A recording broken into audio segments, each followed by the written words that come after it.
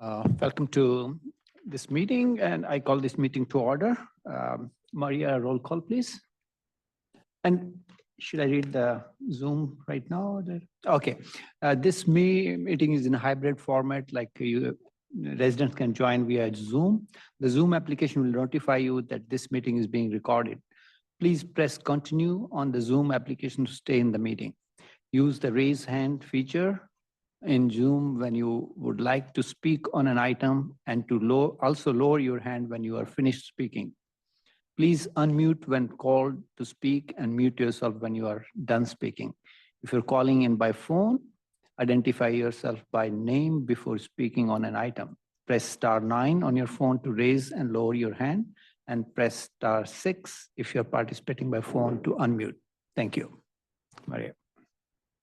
Okay, roll call. Chair Shahal. Present. Member Park. Here. Member Jane. Here. Thank you. Here.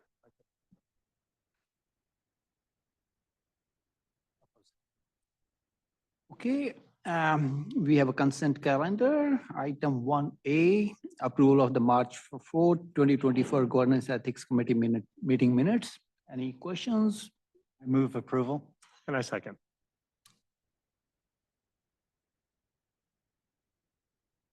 Roll call. Yes, that means no Roll call vote? Just do a voice. Voice vote? Voice vote is okay? Okay. Councilor.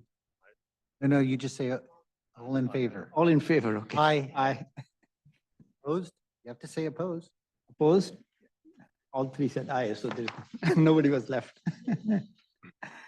Okay, so we have another item which is review and action on Council Policy 020, proclamations, commendations, and certificates of recognition, and Council Policy 009, city presentation at meetings, ceremonies, and events. City Manager, John. Sure. Thank you, Committee. Javon Grogan, City Manager. For this second item on your agenda, I will provide a brief introduction and take us through 4 slides. And then we have 2 additional people from the City Manager's Office that will support us with this. Assistant to the City Manager, Maria Lay, and Acting Assistant City Manager, Michelle Templeton. So with this item, and we can go to the next slide. For background, as you may recall, on March 4th at the last committee meeting, staff presented background and benchmarking information from other local agencies related to your Council Policy 020, as well as your Council Policy 009. As you know, Council Policy 020 relates to proclamations, commendations, and certificates of recognition. Council Policy 009 references city participation at meetings, ceremonies, and events. We had a robust discussion, and then based on your feedback that you provided at that March 4th meeting, we're here today with a number of proposed amendments. So if we go to the next slide, just as an overview, Council Policy 020 identifies criteria and procedures for recognition of individuals, groups, organizations, businesses, special periods of observance, as well as other special occasions that are issued primarily by the mayor at this point. And so we have some proposed changes to that based on committee direction. The current policy allows for members of the public and the city council to request approval by the mayor. Items are recognition items may be presented at a city council meeting, at an event, or delivered to recipients. As you know, there are sometimes someone's, let's say, 100th birthday, and the mayor or members of the council would go to deliver that on the mayor's behalf. Proposed amendments. So if we go to the next slide, based on the city charter, as we all know, the mayor is the presiding officer and the official head for the city for all ceremonial purposes. Consistent with this, over the years, the mayor has presided over, and this is the mayor's position, right? We're not talking about the current mayor. The mayor has presided over city ceremonial functions and maintain approval authority over ceremonial proclamations and recognition. The proposed amendments maintain this approval process such that the mayor will approve all proclamations, commendations, and certificates, whether at the city-wide level or at a district level. Alternatively, should the mayor elect not to issue a proclamation or any of those other recognitions, The proposed amendments include a process for a council member to request approval of that proclamation, commendation, or certificate by the full city council. And this is, as you know, in alignment with your Council 030 process. So in sum, it gives the mayor, it aligns with our charter as the mayor being the ceremonial head. But if the mayor elects not to, there is a process where a majority of the city council can make that decision. So next slide, there are a number of definitions, and at this point, I will turn it over to Maria Lay, our assistant to the city manager, to take us through the rest of the presentation. Thank you, City Manager Grogan. For this slide here, as part of the packet, these are some changes that are proposed to the committee. The first one being the definition for proclamations. Staff proposes removing the terms for issues and actions. Currently, the proclamations are issued for, again, for recognition of groups and individuals and for periods of special observance. And in this case, we're recommending to remove issues or actions, which these types of items would be reviewed through our legislative advocacy program, through the LAP policy, or through a resolution process where you would actually issue a resolution for things that are considered issues or actions. The second item is for district certificates of recognition. Based on the committee's feedback gathered in March, the recommendation from staff is to consider issuing district certificates of recognition. At this time, the policy only includes the mayoral certificates of recognition. So this would be in addition to that type of recognition for those that are within the council district. The third change would be related to signatures, which will be illustrated in the next slide. The proposal would be to include full council signatures automatically on proclamations and commendations. This would be typically done automatically where there would be digital signatures on an annual list of those typical proclamations that we do on an annual basis. The second would be proposing to include, as mentioned in the district certificates of recognition, including the signature of the mayor and also the city council member on the district certificate of recognition. And again, third, signatures are automatically included from all council members in the particular templates unless there's a change requested by the said council member prior to the issuance. This slide here is a summary table. What is shown in red would be the proposed amendments to the policy. The rest that's in black text is the existing policy as it is. Proclamations, again, are requested by any member of the public or the mayor or council member. These are approved by the mayor for issuance. The signatures as proposed would be to include the mayor and the city council members. And as you see, the definition is listed there. The only change that is being recommended would be to remove quote issues or actions. For commendations, again, these are requested by any member of the public or the mayor or a council member, approved by the mayor. And again, the recommended change here would be to add full council signatures to commendations. And as you see, there's a definition there for individuals, groups, organizations. It's more of a significance where there's a major milestone or achievement that affects community-wide to the city. In addition, commendations are issued to retirees, those that have worked with the city and or the school district for 20 plus years, and that's an existing part of the policy. Mayorals, go ahead. I'm sorry, go ahead. For mayoral certificates of recognition, those are existing in the policy. Any member of the public or the mayor and council members can request a mayoral certificate of recognition at this time. They're approved by the mayor and they only bear the signature of the mayor. And as defined here, issued to individuals, groups, or businesses with a connection to the city. These are typically used for also ribbon cuttings for new businesses. We're currently issuing certificates of recognition from the mayor. City Council District Certificates of Recognition is the proposed amendment to the policy. This would again be requested by any member of the public or the mayor or council. It would be approved by the mayor and would bear the signature of the mayor and then the city council member representative. And the definition here really replicates the mayoral certificate of recognition, other than that it's specific to your city council district. And that's the proposed amendment in red. And not shown on this table, it says approved by the mayor, but at the committee's direction, in order to provide a way for the city council to approve a proclamation, commendation, or certificate of recognition if the mayor elects not to. As mentioned earlier, the policy includes the option for a council member to submit a 030 to then have that request before the full city council. And then if approved by a majority of the city council, all signatures would be on that certificate or proclamation unless an individual council member elected not to have their signature applied. This slide is also part of the packet. It just shows proposed samples, just a visual sample for you. As you could see on the first and the last item, the proclamation and commendations would include automatically all the council members' signatures, a digital version, unless there was a consideration to not be included. The middle sample would be a certificate of recognition for a district, and this is a sample for each district. All 6 would include the mayor's signature and then the council representative for those individual ones. And so with that, I would like to turn to the committee for your discussion and review of the proposed amendments. And if you have any comments, thank you. Committee?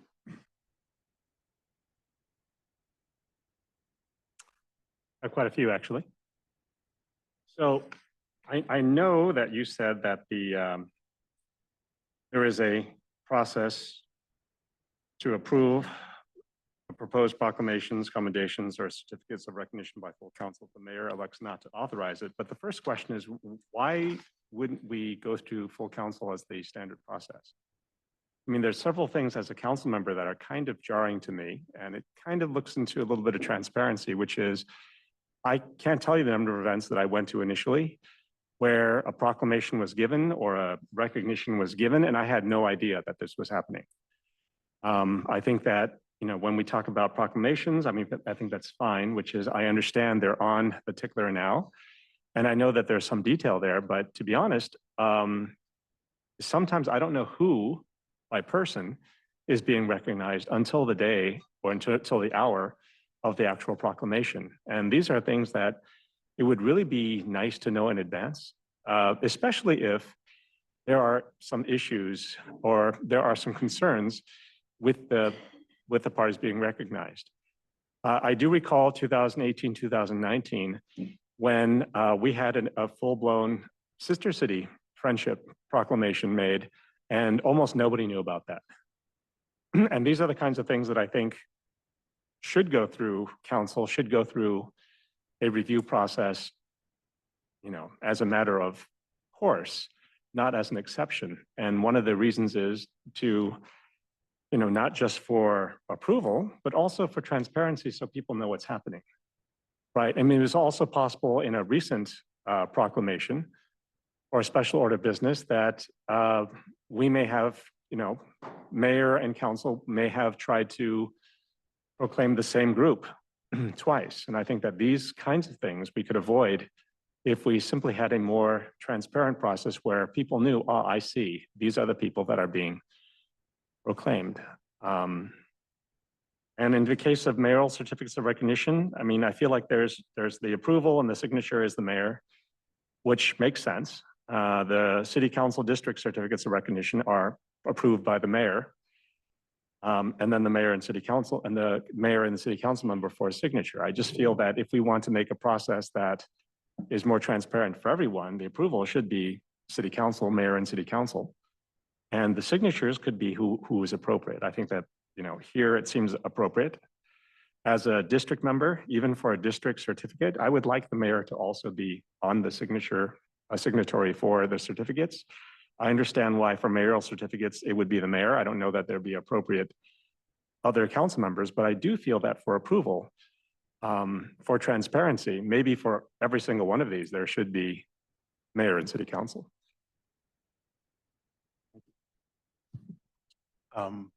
Respond now or? You can respond. So, thank you, Member Park. I think a couple things of note based on your comments. Current process, proclamations, certificates, or commendations, let's just say recognitions, are issued by the mayor.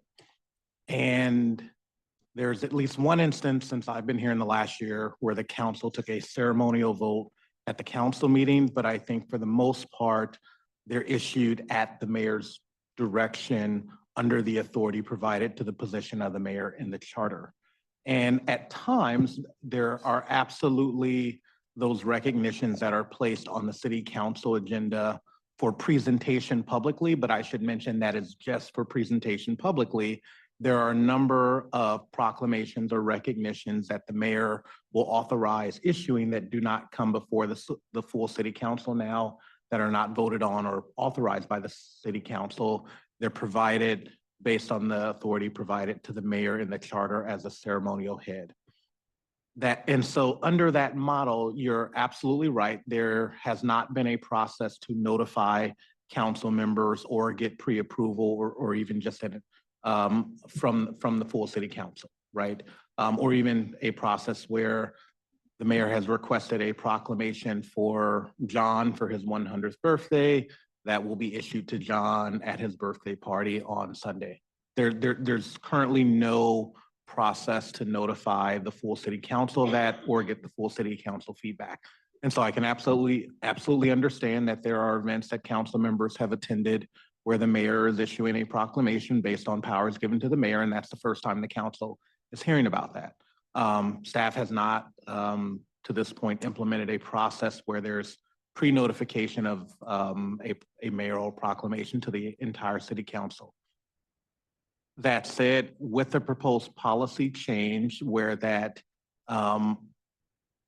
the signature of the entire council will be on mayoral proclamations, we would provide that notification because as noted, the policy also provides council members with the option to say, hey, you know, I don't think I want my name on that recognition. And so then we would certainly intend to implement a notification process. I will say as a caveat, right? There are things that happen without enough time and oftentimes at the last minute, right? A family realized, oh, wow, you know, we could actually get a mayoral certificate for John who's turning 100, really, and they may contact the city or contact the mayor the day before the birthday party, right? And so know that there will be instances where we will do our very best to notify council members, but there may not be sufficient time for notification and council members electing not to have their signature on there. So we can also discuss a potential change that if there is not enough time to notify council members, only the mayor's signature goes on it, right? But that's not what's proposed. And so I do think many of the instances, Member Park, that you noted, it's really been under our current process where the mayor, based on the authority provided to the mayor in the charter, was issuing that and there was not a pre-notification process. And I think the city attorney has a comment. Yeah, mostly to affirm your comments, I want to distinguish between transparency process, which city manager did a very good job of explaining. That's not in front of you, but potentially could be, you know, if that's a path you went down. And Member Park, to your question, why doesn't it go to the full city council in the first place? In my view, that's because of the way the charter is written and the primary authority for the mayor as both the presiding officer and the ceremonial head. I think what's in front of you now does a nice job of both respecting that and giving the mayor, you know, the primary authority in this case, but with alternatives in the event that there's not support, you know, for something that the full council wants to do. So this intends, I think that this policy collectively, for an individual instance. So I think this intends to kind of, again, both recognize, you know, that authority and interpret it in a way that there's a parallel track with the transparency issue being a fair point and potentially addressed with some additional elements to the policy. So just wanted to add that to the conversation. I mean, I can go on. It's me. I mean, I remember in 2018 when, I mean, I went to most of the I forgot what they're called, the meetings for CVRA. And I remember at that time when Judge Coonley asked for 7 district maps. And they were told by people from Santa Clara that, oh, the people want 6 districts and a separately elected mayor. And this was something that was stated by the council. It was not something that I heard from the people. And I went to all of the charter review, I went to all the districting meetings as well. And by the time it got to the districting meeting, the discussions were given to the people. The people were told, and I have the notes, so I can tell you exactly the meetings, that the judge asked for district maps with a separate elected mayor.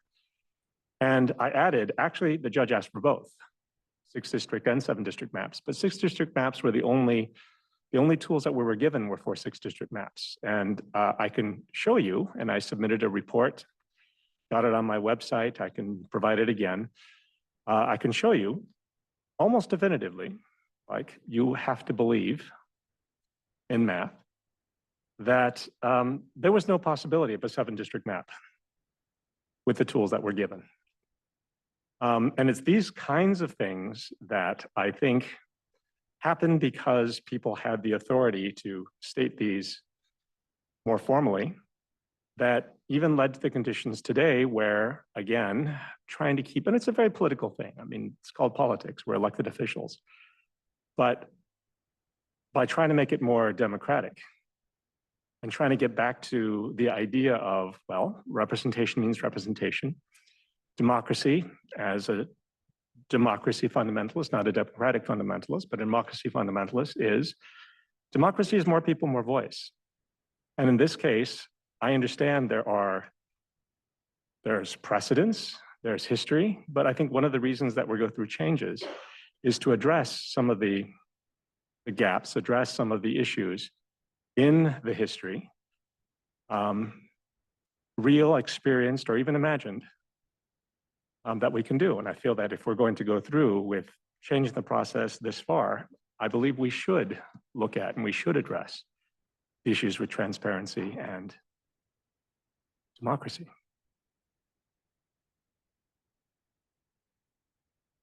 I have a few comments on that.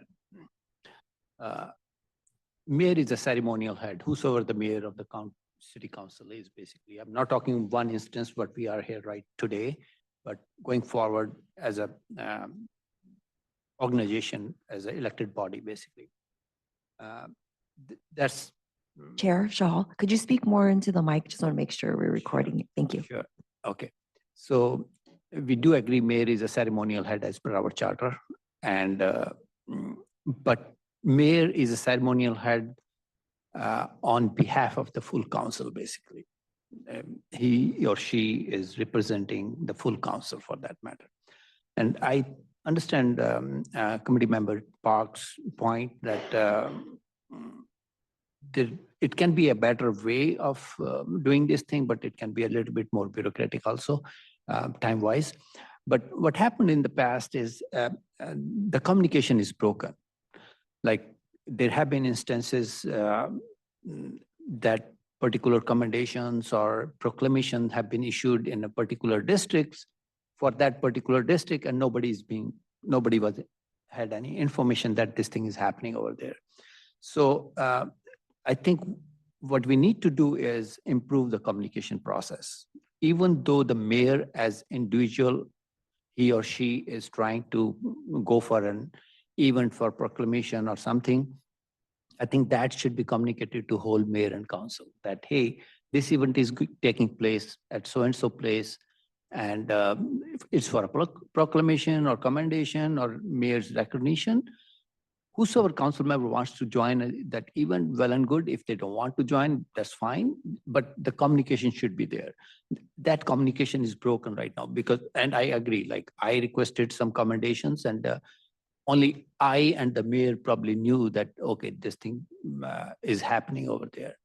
So to avoid that communication is a key basically. And I agree, city manager, you mentioned if you get a request a day before, it's hard to communicate.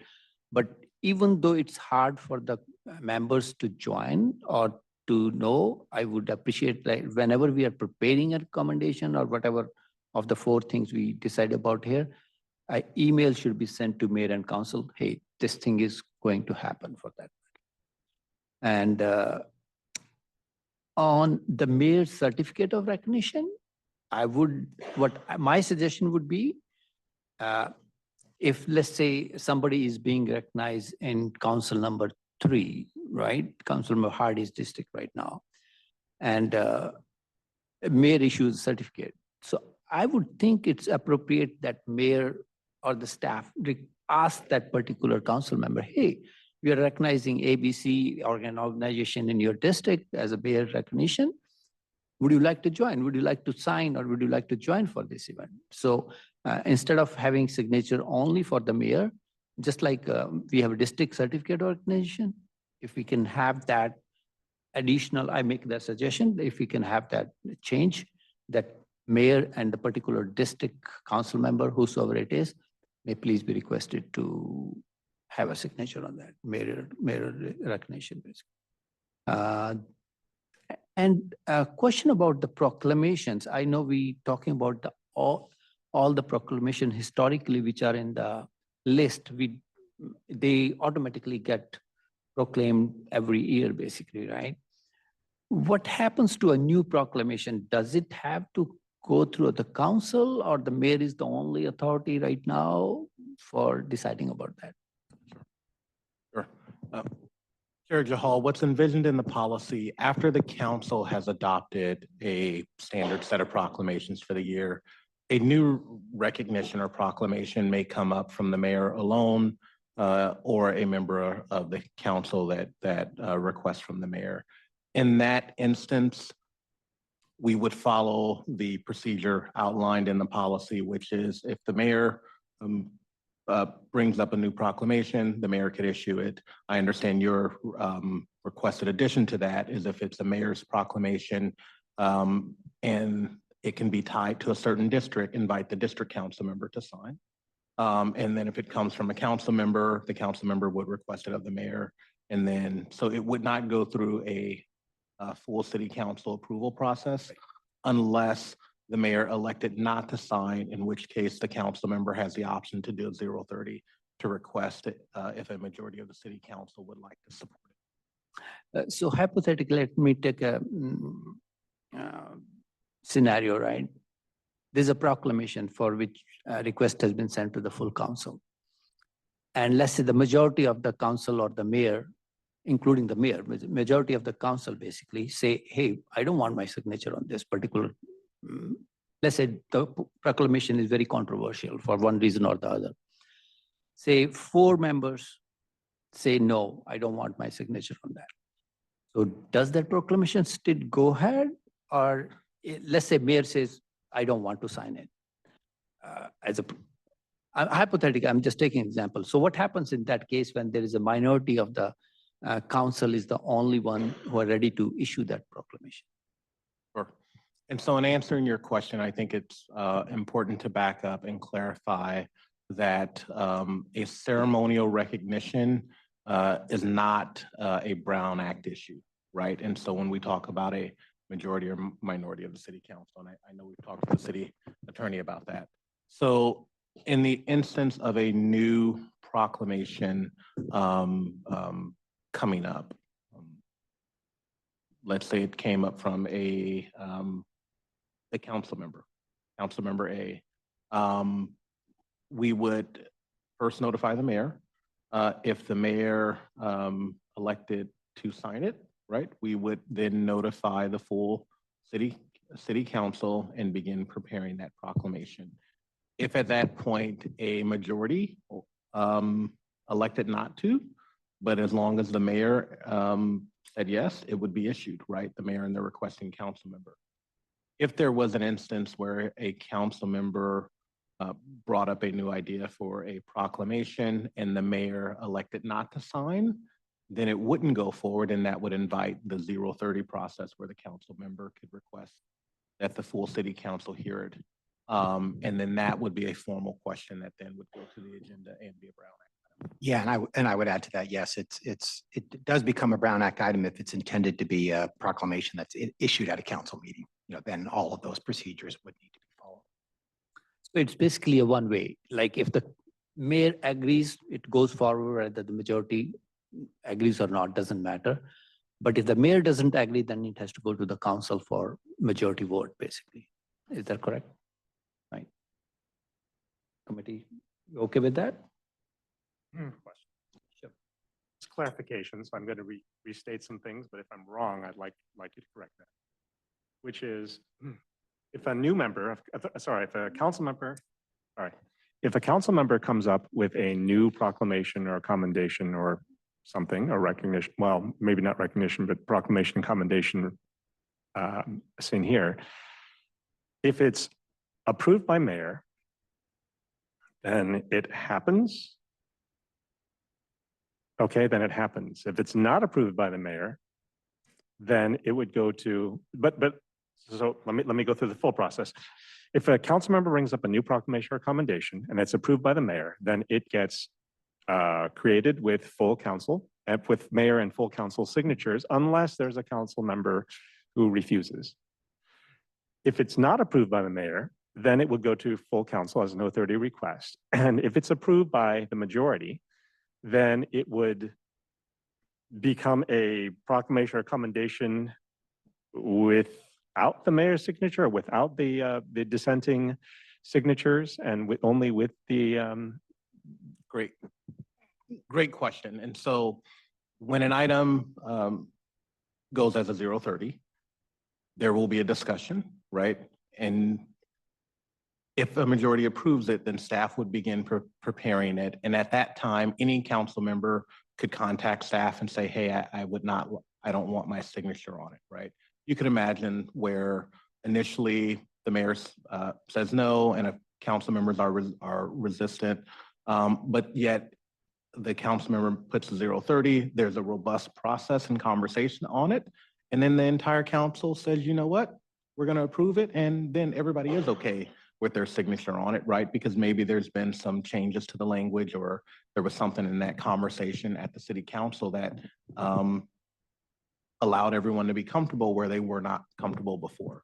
And so if a recognition goes through the 030 process, after a majority has approved it, then council members can contact staff to say, I would like my signature on it or not.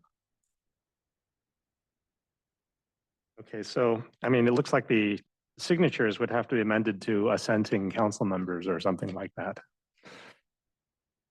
I mean, if we look at this, I mean, it sounds like there is a slightly separate process for new, right? Because it seems like if the council approves a new proclamation or commendation, and then it becomes an approved city commendation proclamation, then to go through the standard process, it would carry the signature of the mayor. I mean, in every single one of these, it says mayor. So the policy is intended to still respect an individual council member's right to not have their signature on a proclamation, Including the mayor. including the mayor. Okay. Okay. Because, I mean, I heard before that timing is one of the reasons why we would try to avoid democracy and transparency, because there isn't time for approval. And I know that some people, even on this committee, talk about efficiency as one of the reasons we'd like to do certain processes, we'd like to do certain things. But I would like to remind people that democracy, kind of by its definition, is not intended to be efficient. It's intended to give people a voice. And if we go through my very fundamentalist view of democracy, it's more people and more voice. And inherently, more people and more voice is likely going to take more time. I feel that if timely is the only thing that, that we say, okay, well, we have a time constraint. And therefore, we're not going to go through a full process. We're not going to go through a transparent, democratic process. If that's the only thing differentiator, then I feel that in the future, we will see more and more timely requests. And I feel like that we should not have loopholes like time or timing. I understand that it would be really nice to recognize For example, we just recognized AAPI Heritage Month, and it would have been really nice to do that at the beginning of the month so we could kind of do it for the entire time. But we've recognized Heritage Months at the end of the month. We've recognized people's, accomplishments after the fact, and sometimes long after the fact. I think that the point is recognition.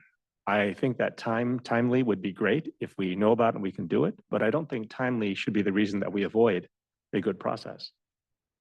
I also want to talk about inclusion, which is I know that we have approved proclamations and commendations, but it'd be really nice if, this is supposed to be a part-time job.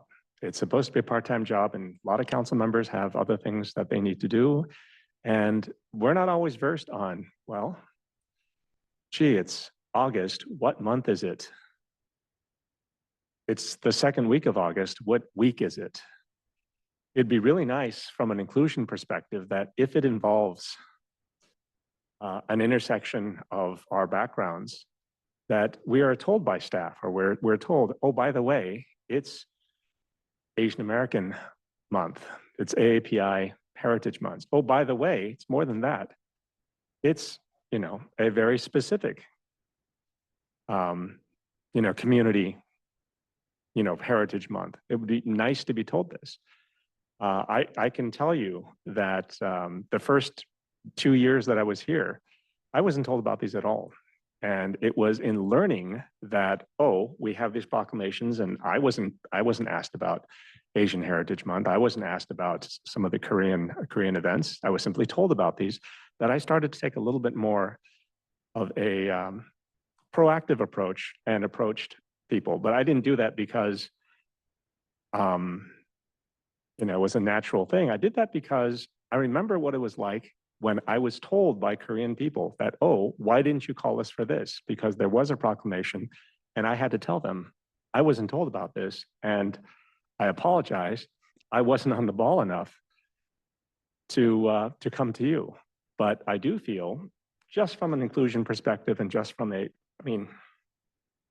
almost a little bit of respect, that it would be really nice if people came to us and said, by the way, I think it would be really odd if Councilmember Becker, for example, were not told about a Pride event put on by the city. We're not invited to speak at a Pride event, given by the city, but I can tell you, I took notes, how it feels to be one of the few Asian American people voted in Santa Clara and not be told or invited to an Asian American event. And again, I just want more transparency, because you can say it's about me and my feelings, but my feelings are augmented by my community. When my community comes to me and tells me, Kevin, why didn't you do this? So my request, thank you.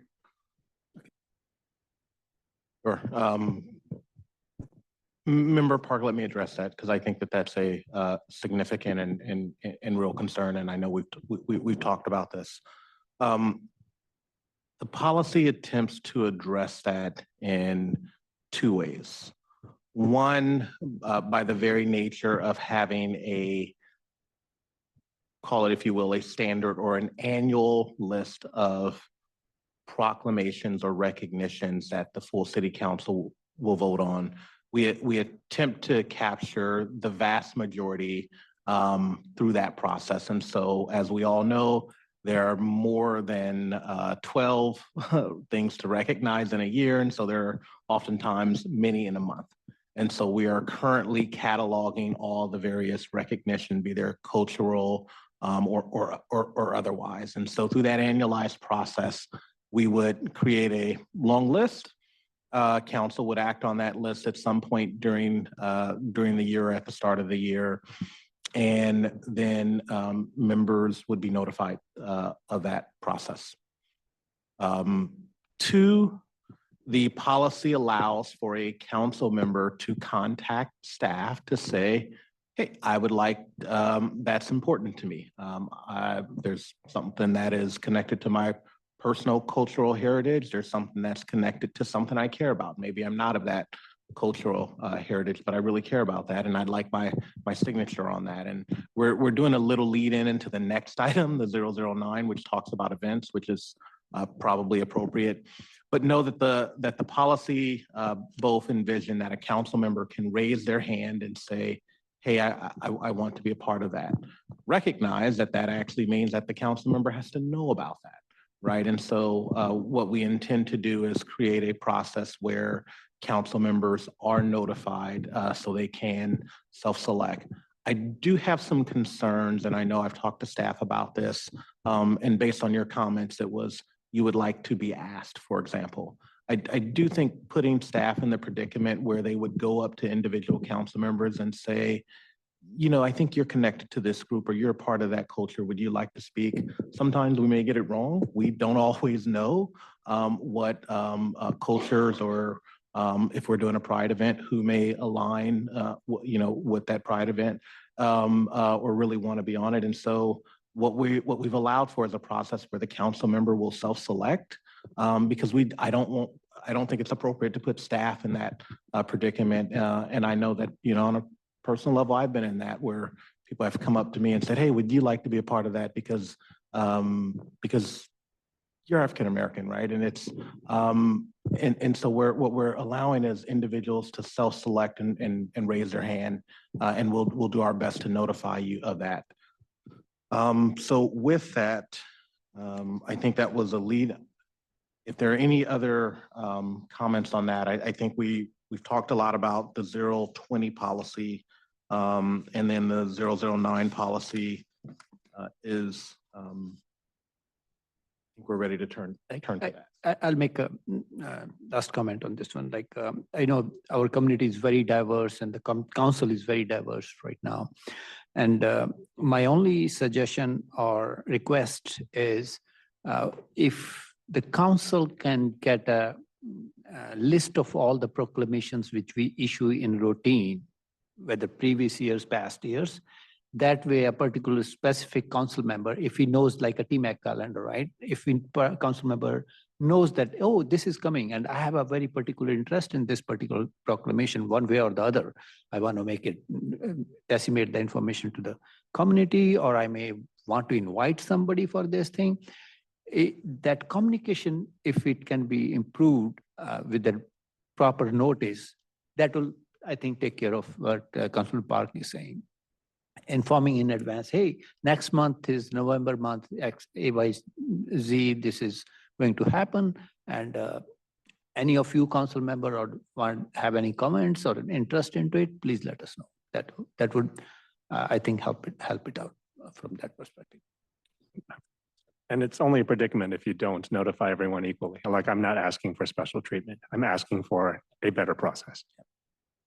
Yeah, that communication, I think for whole of this process, that communication is broken. So if we can improve that communication with all the council, not one council member at a time, with everybody at a mayor and council, that would help resolve some of these issues. Thank you. Okay, we can move on to Council Policy 009. Michelle. Yes, good afternoon, committee. Michelle Templeton, Acting Assistant City Manager, and I'll be presenting on Council Policy 009. As you know, Council Policy 009 outlines the procedures for city representation at meetings, ceremonies, events that are either hosted by the city or by outside individuals or groups. Based on committee feedback, staff have drafted a proposed revision for Policy 009 for consideration. And as it currently stands, all invitations received by staff are shared with the full city council. Any invitation that's received solely for the mayor or a particular council member is not forwarded to the full council. The proposed amendments primarily are in the area of city-hosted events. And for these amendments, we are proposing a maximum of 2 mayor or council speakers, and this includes the mayor and another city council member.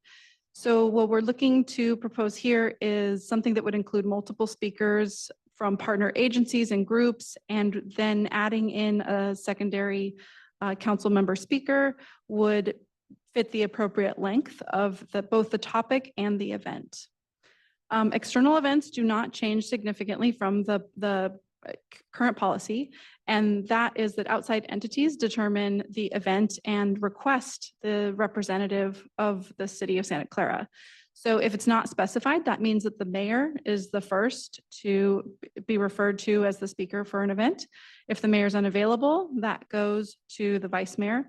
And if the vice mayor is unavailable, the invitation is referred to city council members in order of their seniority. And additionally, there is a potential for the city manager or their designee to be requested to represent the city at an event for an external event. And the city council may also request a city board or commission member to represent the city on occasion. So the proposed amendments, the primary speaker, as it stands now, is the mayor, and that's the presiding officer and official head of the city for all ceremonial purposes, as we've discussed. And that would be the primary speaker for all city-hosted events. If the mayor is unable to attend as a speaker, the option then goes to the vice mayor to preside and speak as the city's ceremonial head. For the second speaker, there are 3 options for consideration. The first would be to go towards a council member representing the district in which that event is being hosted, and they would be offered the opportunity to speak in addition to the mayor. The second option would be a council member rotation, and that is in recognition of the fact that on occasion, events happen in the same council district. And to remedy that, a rotational approach could be considered, and the selection of a council member would happen based on a rotation. If a council member misses their rotation, they would wait until their next scheduled rotational spot. And then the third option is a special interest or expertise option. And that would fall under the area of a council member serving on a city committee or outside agency committee, and or a board that would be related to the focus of the event being hosted by the city. And so that council member that sits on one of those boards or committees may be asked to be the representative as well as the secondary speaker. So we can move on to discussion. Thank you. Thank you, Michelle. Committee? Yeah, Councilman.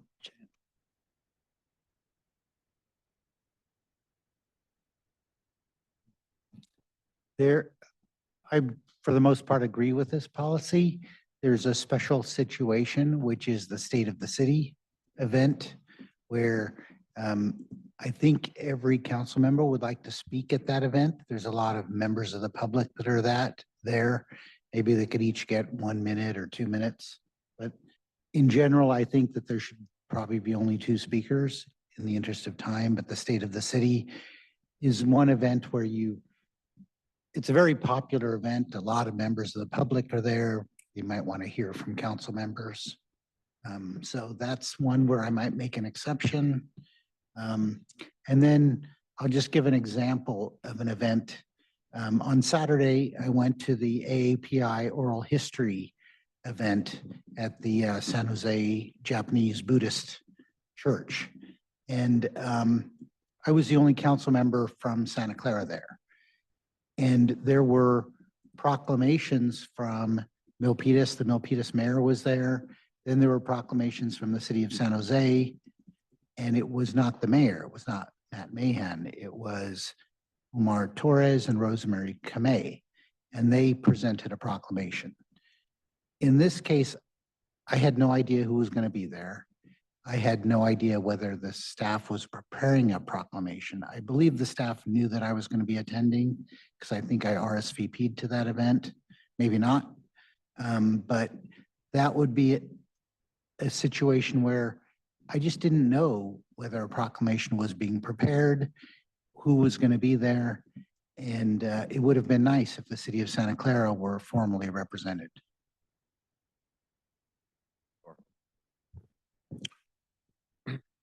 Thank you, Member Jane. I think a couple comments with regard to that. One, your comments reminded me that we didn't say, but I know we all know here that we are only talking about city events, right? Events that the city is planning. Your example is a great example of a non-city event, but an event that council members are attending. For an event like that, there are times where staff would not know that there was a plan for proclamations to be issued, right? Oftentimes, those are not put out ahead of time. They're not on the official agenda. And we may get a invitation to the council to attend any number of events a month, and we simply forward those back out, right? And so absolutely understand that there could be events put on by other agencies where council members go and other agencies are issuing proclamations, and it was a format in which we could have had one, right? For the more routine annual events, I think we know the cadence of, and we would be able to catch those for a new or a unique event. You know, certainly one city or multiple cities could plan a proclamation and others don't. Know that there is oftentimes coordination amongst various staff, whether it's mayor staff, mayor and council staff in other cities, or the city manager's office. And so I think routinely or occasionally we would be notified of it. I do think that the policy amendments that we're talking about allow for a council member to carry that proclamation, right? Whereas before, if the mayor didn't issue it or didn't know about it, there would not be a formal way for that proclamation to be requested and issued. And so, for events like that, to the extent that we can, we're notified ahead of time, or it's something that we have an interface with, we can certainly prepare to provide proclamations. I do understand that happened, and I'm not sure how much of it is a one-off, but we can certainly look into that event and do a little bit of a deep dive on what occurred. But I suspect that it was one of those events where two cities decided to come with proclamations, and it wasn't anything that was coordinated by the organizer or put out to cities ahead of time of, hey, if you're coming to this event, feel free to bring a proclamation. Right, there were actually proclamations from state assemblymen. Josh Carl was there, Dave Cortez's office, two supervisors were there. But I mean, I've never been asked to present a proclamation on behalf of the city in 3.5 years. Thank you. Ark? I agree with Member Jane. I've been to many events where people have proclaimed things and they weren't the mayor. Sometimes they were just council members from, I know, Sunnyvale in Fremont, in the city of Fremont, other things. I have quite awkwardly trying to avoid proclaiming anything on behalf of the city. Welcome people at another city event on behalf of District 4 in Santa Clara. It would have been really nice just to be able to say, if I'm the only council member, I'm the only person from Santa Clara there, at some point, other organizations say, you are the representative member.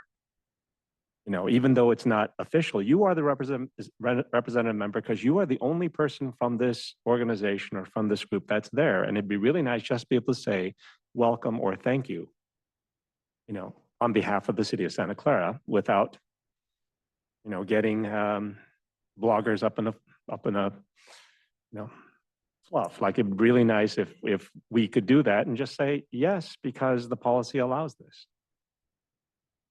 And again, I feel like this policy and the proposed amendments,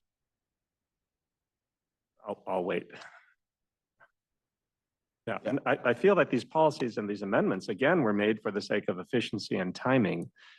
And again, I think efficiency and timing are the worst reasons to exclude people. Like, if you really worry about the length of time, perhaps instead of looking at a numbers policy, maybe you should look at, well, you've got 1 minute max to address. Everyone has 1 minute max to address the crowd or make an address.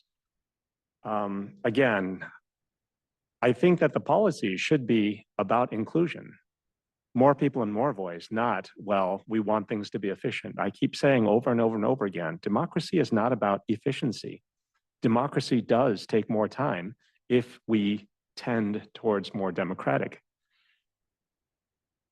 There are significant events where people, I think a lot of people should talk. I think state of the city is one, but if things happen at a national or community level, like even a local tragedy, I think that it would be a shame to exclude people because of a numbers policy. I think rather than that, I mean, we all know we would like things to be efficient. We don't want things to drag on forever. We don't want people to give 50-minute speeches. But I think perhaps rather than a maximum number of speakers policy, we should look at things like we have this much time to speak. And as a result of the time that we've scheduled for people to speak, then to be fair, each speaker doesn't get more than 1 minute, 2 minutes, 3 minutes, depending on the event. Yeah. Thank you. So I think again, the communication is the thing we are missing basically right now. And in case of Councilmember Jain, what Councilmember Jain mentioned, I think what the process could be if you accepted a request for some outside events or something like the one where you have gone. I think you can request a proclamation. And if staff has already, somebody else has already requested proclamation, they can inform you, hey, yes, proclamation is already there. And mayor is going or the vice mayor is going along with that. That can solve that problem, basically. But I think we can, it can be solved if we ask for a proclamation going forward, if I'm going for an event, something like that. Yes, Sheriff Shahal is correct. That is part of the process now. So there might have been a staff overlooking your acceptance to the event. Typically, the organizers of the event that invite do tell us, oh, can the city bring a commendation or what recognition item? And if the mayor doesn't attend, we give it to the vice mayor or whoever is attending. So that's happened in the past. So apologies for that event that we didn't actually get the request or were aware that you were attending. So we should just look into that detail. But any member of the council can request to bring any type of recognition when you're attending an event. We just have to get it processed by the mayor with the current policy. Yeah, I think that's the solution to that. Like just request it. And if multiple people have requested, everybody knows, oh, hey, this proclamation, as we are trying to communicate with the council, hey, then we can staff can send an email to mayor and council. This Councilmember Jain is attending and we issued a proclamation to them. Like that can solve this issue. And on the other thing about Member Jain covered the state of the city. Historically, we used to have that communication that all the council members were given time. I think it happened in 2019. All the council members were given time to speak for a few minutes. I agree with the council member Park that we can have a time bound, but it makes sense to have council members speak about those things. And especially when we are recognizing each member from if in a state of city, we are recognizing either a business or a resident in a particular, that event, it does make sense for the respective council member to introduce them and take a little bit of time. And 2 minutes, 6 into 2, 12 minutes, basically is not a big time when we have these sort of events have been open-ended events, basically. So I would agree to that council members should be given time to speak on those. And the three options we have, again, here, again, it is a special interest and same thing comes like if a particular council member specifies that, hey, this is my domain. Let's say it's a sustainability event, right? And committee member Jain want to talk about it. It should be prerogative because if we look at, there are domains within the council who knows much more and who are more active towards those things, they should be given a time to that. And it should not be a watertight, oh, no, you cannot, or this cannot. It should be like logical based also that they should be given a time on that. And I don't agree with the policy of rotation. If it is a district, if there is a event in a particular district for that particular district, I recall in 2018, when I got onto the council, basically we had a first priority setting session, and the outside consultant, they had a detailed discussion with all the council members individually, and they wanted, because that was the first year the council was working as a district. And we all had a detailed discussion with the consultant, and they requested, okay, what do you think? And in a nutshell, the result of that was they mentioned that if there is an event of a district, the district council members should be given a particular time to speak on that. And I think we followed that for some time. After that, the district council members were eliminated from speaking on some of those events later on. So I think that does make sense. And to an extent, I think even for the agenda item, let's say there is a development which is going on in District 2, and the consultant, after discussing with all the council members, was of the opinion that council member of that particular district should be the first one to say about that plan, what's happening in that district. I know in San Jose, they follow that practice, I think. Even if a particular development is coming to a particular district, that district council member has a much more priority to talk about those items before any other. But I'm okay with it, because when you're sitting on the dais, everybody get a chance to speak anyway. But I'm telling the recommendations which were given by the consultant at that time.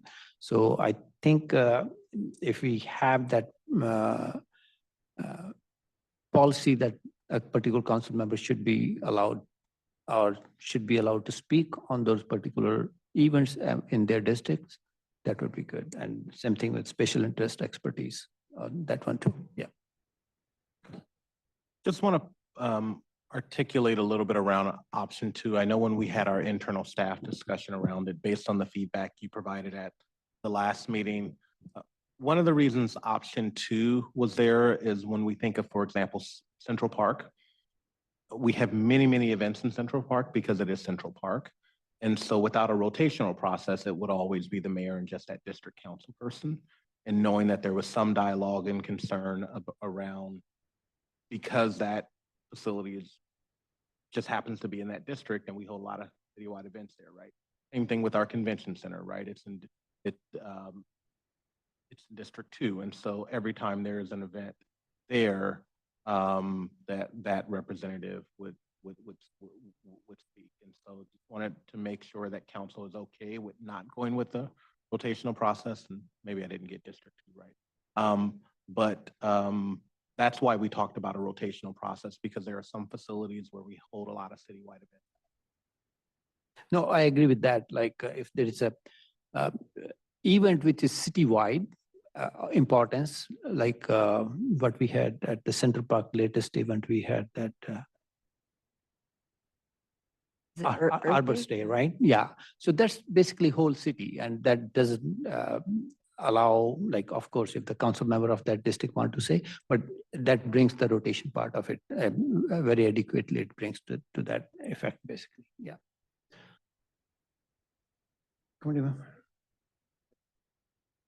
Oh, and I'll wait.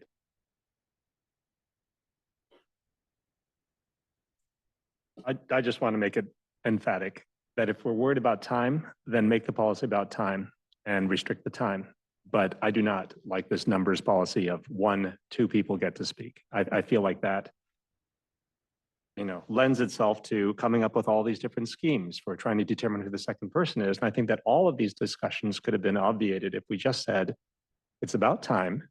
We're going to let people speak, but we've allocated 5 minutes for council. We've allocated 10 minutes, 7 minutes for council member input. And like, as a result, there are, 3 people here. You get to each speak for 90 seconds. You each get to speak for a minute, 2 minutes. Again, I do not like a numbers policy. I do not like having to come up with these, kind of really odd rules for who gets to speak second because we have a numbers policy. I'd rather allow people to speak. And if we're worried about time, limit the time that each member gets. Thank you. What do you suggest, Committee Member Park? Like, I think that at any event, like, we don't know why. I mean, we go to an event and it has to do with, I don't know, a memorial. And it turns out that a council member is not part of, it's not their district, but they have something meaningful to say because they have a personal experience. I think it would be really odd to exclude them because, well, our policy says this. I would like a policy that allows anyone that has a reason to speak, to speak. And if people say, well, it could lend itself to awkward situations, that unfortunately is what democracy is about. I mean, First Amendment rights allow everyone to speak. And I think that rather than try to limit the number of people who can speak, we should simply limit the time that people get and make it fair. so would it be fair to say, Committee Member Jen? So my experience is watching other council members from other cities, there's typically a script that the staff provides. And so if the staff doesn't know who's going to be there and who wants to speak, they don't know how long to write the script for. So I don't understand how that's going to work. I think if we make it a standard, like, okay, give an option of 2 minutes, I'm just taking an example, 2 minutes, like again, I said 2 minutes, 6, excluding the mayor, 6 into 2, 12 minutes. If there is an event which the city is conducting and we see a window, there is room for 12 minutes into that event. If there are reasons for that, we cannot have 12-minute extension for an event. Of course, let's make it 6, 1 minute each. But if there are no binding that this has to be cut off at so-and-so time, because mayor always get the script, generally get the script for the city events which are conducted by the city. I'm not talking about the events conducted by outside agency. We don't have a role in that, whether council member or the mayor who speaks over there. But when the city's conducting an event, I think with a fair judgment, staff can decide, hey, this is a 1-hour event. If we give 2 minutes to each to council member to speak, 12 minutes, and rest of the time we can, like, it's a management, like we can manage it. I think that I would suggest that. Sure. How about we talk about a few examples? We recently had a opening of Montague Park, right? The mayor was the presiding person. The district council person spoke. As the city manager, I spoke. 3 people. We're getting ready to have a Pride event. One of the things I'm hearing is to allow everyone that would like to speak a certain amount of time. And so is that all, for example, an event like that, all 7 people speak? Because it is a city event. And the same thing with Arbor Day, right? Arbor Day was in Central Park. I think all council members were brought on stage and both the mayor and the district council person spoke at that. Is the conversation around, for example, let's say Pride and Arbor Day, allowing all 7 council members to speak at those events, which I know has time implications, program implications, and then for a park opening, all 7 council members speak at an event like that, or just the council member that's in the district and the mayor? I can speak to something like Montague Park, like I attended as council members here. I attended that event and I felt no need to speak at that event. I mean, it's not that I would speak at every event, but there are events where if I do feel a need to speak, I would like to have that opportunity. Like, again, I don't even feel like I need to say, something at every event I go to. I don't even need to say something at every council item that comes up. Right. And I hear Member Jane, I hear that he's talking about, well, it's usually scripted. I've never been given a script. I think I have been given a script for very specific things, but I don't recall being given the script, nor do I think I need a script. And even going to events where I'm talking to my other, peers, elected officials, they're largely not reading from scripts either. I don't know that we would need a script to be written for us to say hello, to give a greeting. I don't know that I would need to say a greeting or say hello at every event that I go to. I think it's one of those things that if staff simply asks, would you like to speak? Would you like to say something? We can have the option to decline. But you don't always have to say, well, we have to put this time in. I mean, it'd be nice to be able to schedule that time. And you say we have 7 minutes to talk. Each person can talk for 1 minute. And well, these two council members, the 3 council members didn't show up. This council member doesn't want to speak. So let's say you can speak for 2 minutes. Like, I think that's just a nice way to do it and includes everyone, but it is dynamic. I don't think there is a rule that's fixed, that's, carved in stone that says, well, this is how much time you have, and this is how much time we're going to allocate, and this is how much time. I think you can say, I'm going to schedule 5 minutes. And if all council members show up and want to speak, each person gets a little less than a minute to speak. If not all the council members show up, if not everybody wants to speak, maybe people can spend a little bit more time. We'd like to keep it short. But, if you're trying to manage time. But trying to manage time by excluding people I don't feel that's the best way to do it. I think I am also of that opinion, like refusal to speak is not good in a democratically elected scenario, especially when if we have time. I think I can leave it to the staff. Is it doable the way we are talking about? If the staff is managing, staff is conducting an event, is it doable? Let's say 2 minutes or 1 minute, depending upon staff can see, hey, we are pressed hard of a time. We need to run out of next event so and so time. So should we go have 1 minute or 2 minutes or 3 minutes? Is it doable? I know that when policies are a little bit flexible, they don't become a really good policies, but at the same time, flexibility sometimes helps make good policies, basically. So is it doable? Yeah, happy to address that piece, both from my current role and communications role for the last 1.5 years. It can be very challenging to develop a script, especially when we are running a city event. We often bring in other speakers from the community. We want to really highlight and uplift voices in our community. And so the reason the recommendation is for the 2 speakers is to allow for representation from council, but also not change the experience that the community is getting out of the event.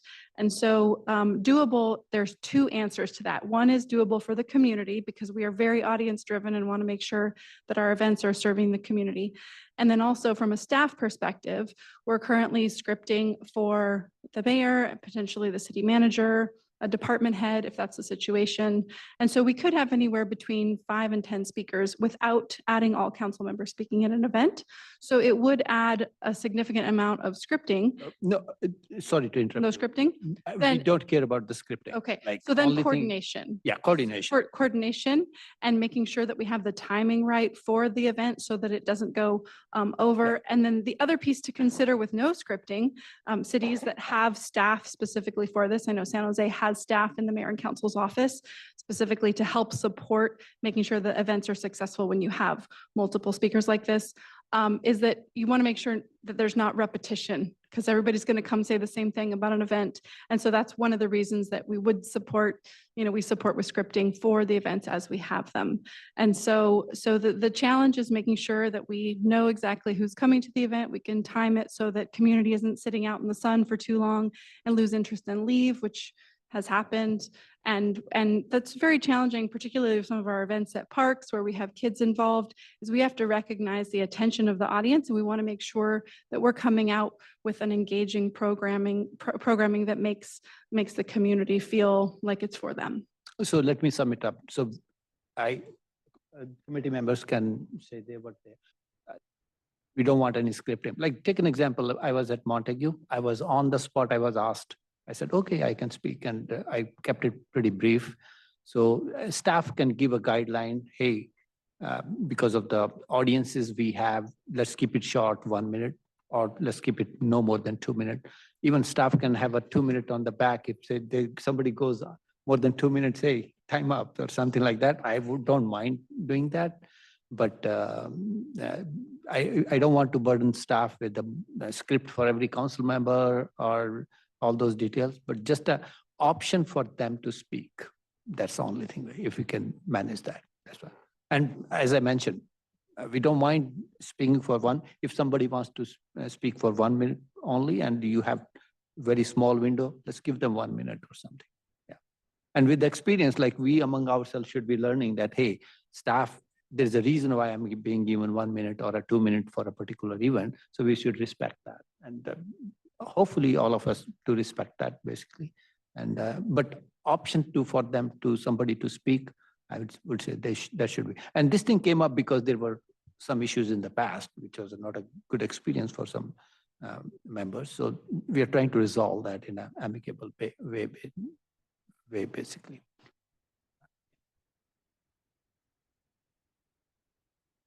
Well, I'm going to say, I understand that, like the scriptings, usually staff is giving scripting to, as you say, mayor and city manager. And I mean, I attend a lot of children's plays these days. And I often have to practice with my child to make sure that she knows her lines. And sometimes in the middle of the, practicing, it's going to be in 3 weeks, but 1.5 weeks later, her line changes because, well, somebody can't make it. So we've got to redistribute the lines. Again, I don't know that we need speeches scripted for us to say hello. I mean, I've been to a lot of events where people said the same thing over and over and over again, but it was meaningful every single time because, well, it was hello Cleveland, hello Ohio, hello New Jersey, hello Newark, hello something. Like, I think that if we worry about repetition and and that's the reason that we don't allocate time, that's the reason we don't allow people speak, I think that that's kind of unfortunate. But again, if you have a script and you just note that maybe there will be more people there and you can divide, you'll have breakpoints in the script where if there's 2 people, maybe they can say something like this and the mayor can, end it, can bookend it. But I'm saying, I don't even think we need scripts. Like, I'd prefer not to have to worry about that. And I'd also prefer that we keep things short enough that we don't worry if somebody wants to say the same exact thing because, well, it's meaning for them to say that. That's what it is. I mean, I know in council meetings, I mean, I've had this discussion with people. If 1,000 people wanted to come to city council and all say the same thing, in a democracy, that's meaningful. The fact that 1,000 people wanted to say that and the fact that 1,000 people said the same thing is meaningful. In the case of a council greeting, I understand it's kind of annoying. And you said that people leave, and I think that that's true. If council members are going to talk like I do right now, or minutes and minutes and minutes, going over the same point and same point and same point, I agree with you. But I think that in the case of an event, I don't want to worry about scripting. I don't want to worry about, is there repetition? Because there will be. It's a Memorial Day event. People are going to say very similar things. But I think it should be about, I think the fact that this person said it and this person said it and this person said it is meaningful, in its unique way, even if the statements that are made are similar, if not exactly the same. So again, I'm going to say that if we're worried about timing, let's focus on the time. I don't want to see a policy that's based on numbers or exclusion. Thank you. I just want to remind the committee that we're on the first agenda item. We have 5 more items to cover on your agenda. We need to take public comment, and then we need to go back to policy 020 for direction on that, as well as get direction on. And if I may, I'd like to take personal privilege. I'd like to take a 90-second break. I need to check on something. Through the privilege of the chair. Yeah, please. Go ahead. Are there any public, We have no hands raised. no hand raised? So while we vote, wait for. Member Jain, you have some additional comments on this? I can, while we are waiting for. Could I have you speak into the mic? Oh. Thank you. Right. While we wait for committee member Park, So do you think what we had a discussion about, especially 009 policy about public speaking, do we have a nutshell summary where we are going? Would you like me to give that now or with Councilmember Park when he comes back? Your Yeah. privilege. Yeah, let's wait for him because he's the one who commented the most. I don't want you to repeat that again, basically. Yeah.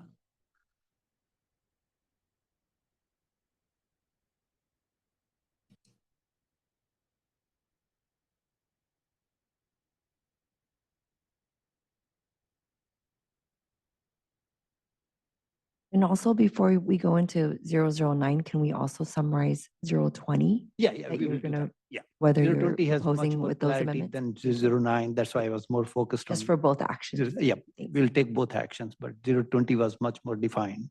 Yeah. Thank you.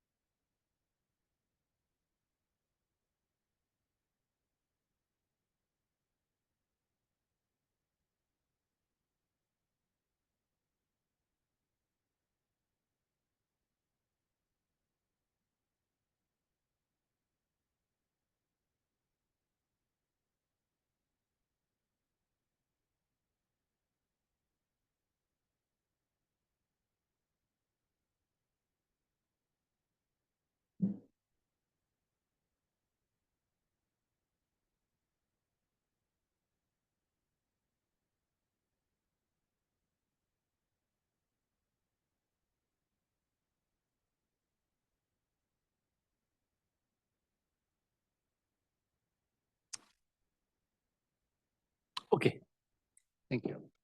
So Committeeman Park, I just wanted staff to summarize for especially 009, we had more variables to sum up where we are heading with all the discussion. And then we'll come back to 020 as well as 009 for final voting on that. Yeah, please start. Thank you. Sure. So on the drafts to policy 009, we've had discussion around staff recommendation as well as a number of different ideas and concepts or amendments from members of the committee.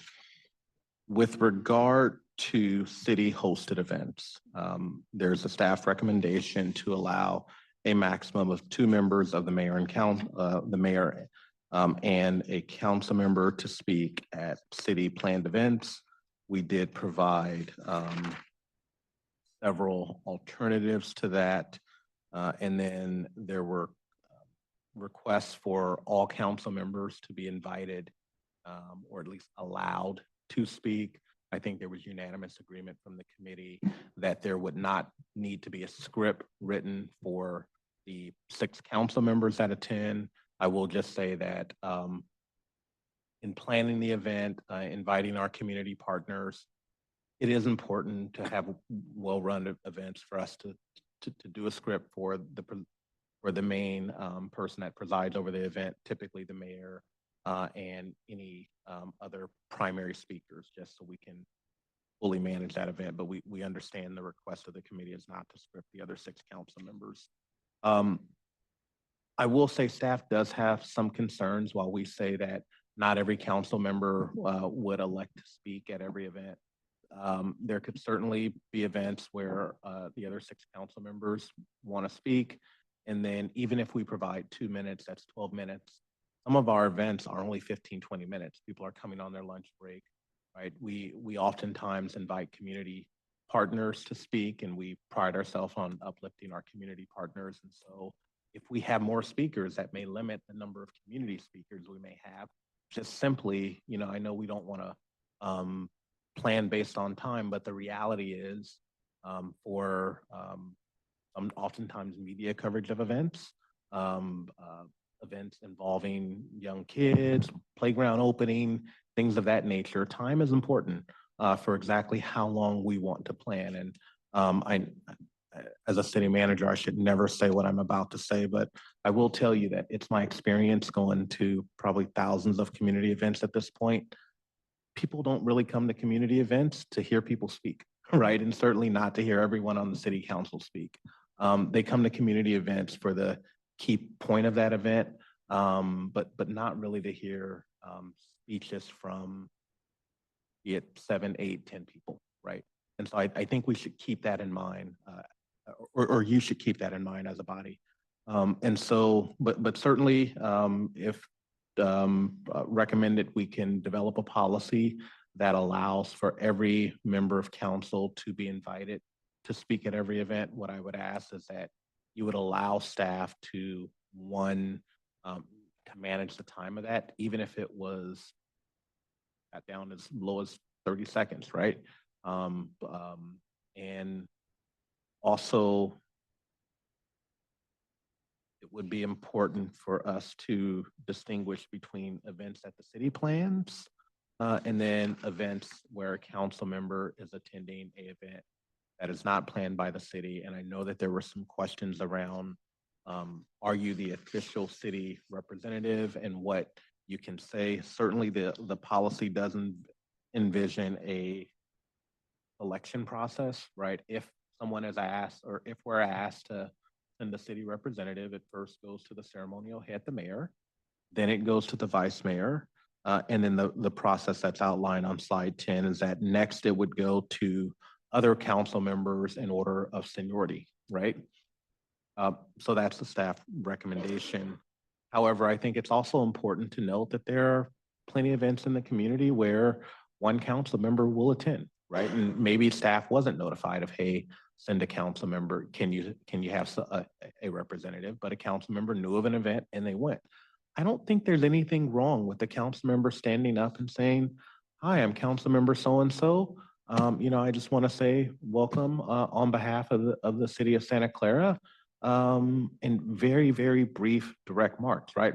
And recognize when you're doing that, even though you're doing a very basic welcoming from the city of Santa Clara, you are speaking as an individual, right? And so be very cognizant of making pronouncements or anything on behalf of the city because you are an individual representative and you haven't been elected to be there in an official capacity.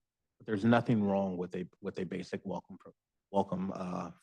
from the city of Santa Clara, and I'm a member of the city council. So with that, I do think we need direction on the proposed amendments related to city events. Is there going to be a limit of 2 speakers?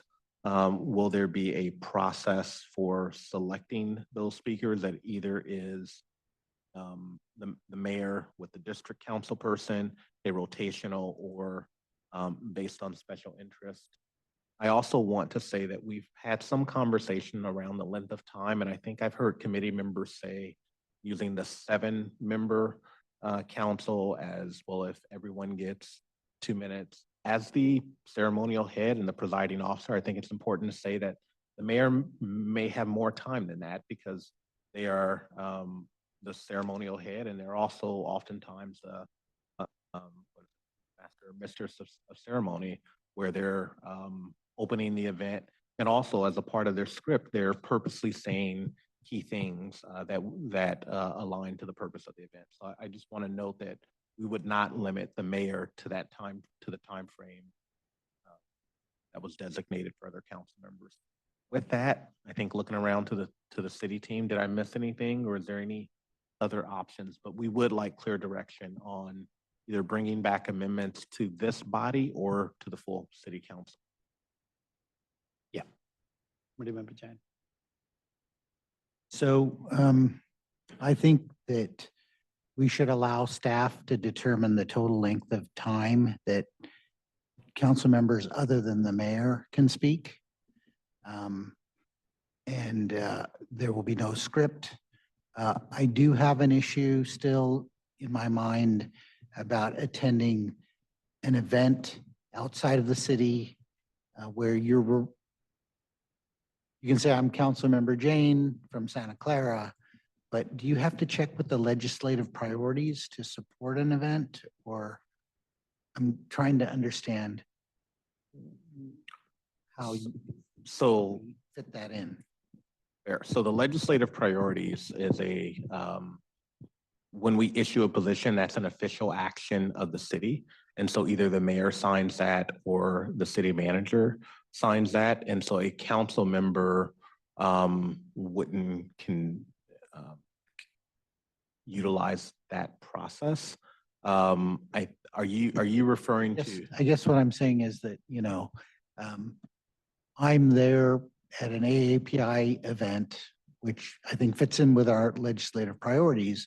But if I was there for an event where maybe we're going to ban some certain books at the school or something, would I be speaking on behalf of the city or what? So in that role, you would speak on behalf of such Jane, the city's appointee to that body, and can take a vote on that body based on your views, but you're not speaking on behalf of the city of Santa Clara or behalf of the city council, right? If it's a body that you're appointed to, you can certainly take a position on that. And oftentimes there are things where the council member will check in to see if it aligns with our legislative priorities. But on these regional bodies, not every action you take will align to the LAP. Certainly, if it's a regional body event, if I'm going to a VTA event, or if I'm going to NCPA event, but if I'm just going to a community event, like this AAPI event. Yeah, consistent with what city manager said, you would not be an official city representative in that context. You'd be representing yourself. You could certainly speak, obviously, with more knowledge than the average bear could, right, about what city policies are and the information that you have about that. But unless you are formally designated as, a city representative for that event, then you'd be just speaking on your own behalf. On that, I would also say be careful about interpreting city policies, right, in your comments. But yeah, you're speaking as an individual.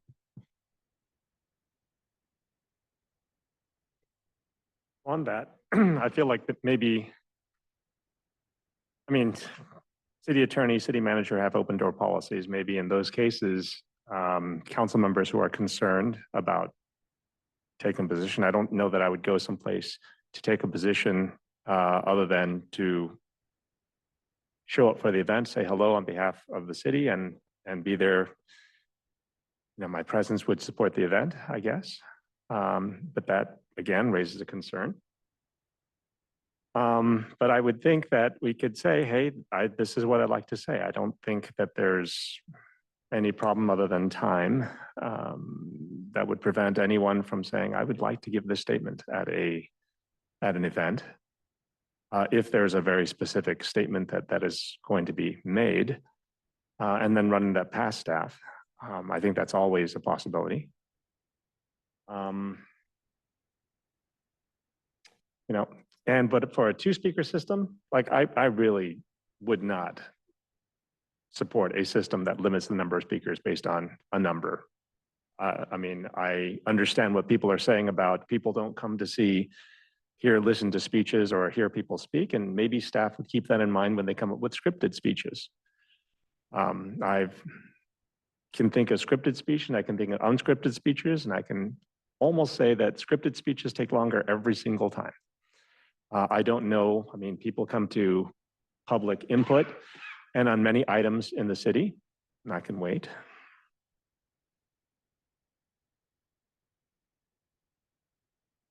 Yeah, many people come to public input to the city and their time is limited to a minute, depending on how many people are in line and how much time we have and how late the meetings go. I don't know that, 1 minute is too short for a council member going to an event. I think that if the public can stand a minute for public input, then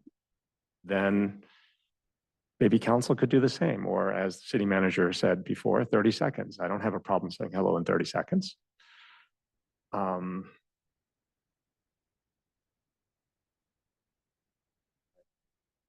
I don't imagine that 6 council members times a minute. I can't imagine that 6 minutes of speeches would be the straw that breaks the camel's back when it comes to an event. If you want to make it shorter than that, you can always make it shorter than that. And if people don't want to speak, well, I think that you've already time limited to, we're going to spend 6 minutes, or we're going to spend 5 minutes, or we're going to spend 3 minutes, and that's how much time we've got.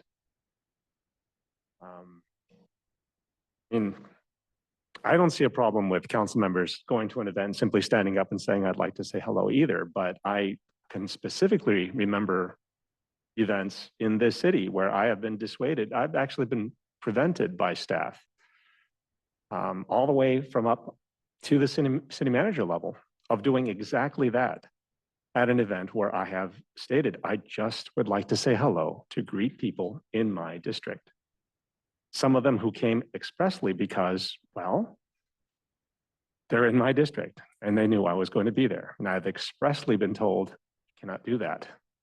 And that's one of the reasons that this came up. I mean, this policy and the requests from the governance committee are not coming up because of any desire for anarchy, but from what I see and what I experience at almost every scene, every event outside of this city, I just find it very hard to believe that we can't come up with a more democratic system that allows council members to say hello, to greet the people in their city. Similarly to the way that people in Fremont, Sunnyvale, Cupertino, Mountain View, Campbell, I've been to a lot of events. It's funny, I don't even live in those cities and I've been invited to speak and say hello at those events. And I would just like the same ability to speak and say hello at events in my own city. That's what I'm looking at.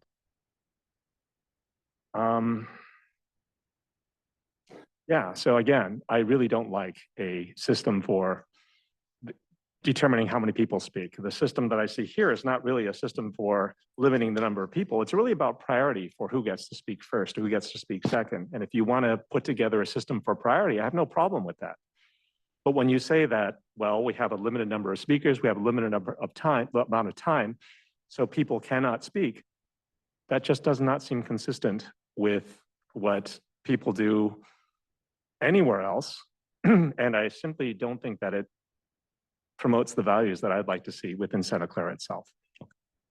Okay, through the chair. So why don't I try and process this to a decision? Maria, can you put up slide 11, which talks about city events, and it has the staff recommendation, albeit maybe changed by the committee. And so that recommendation, as it comes up on the screen, is, and this is for city hosted events, it's a maximum of 2 with the the next slide.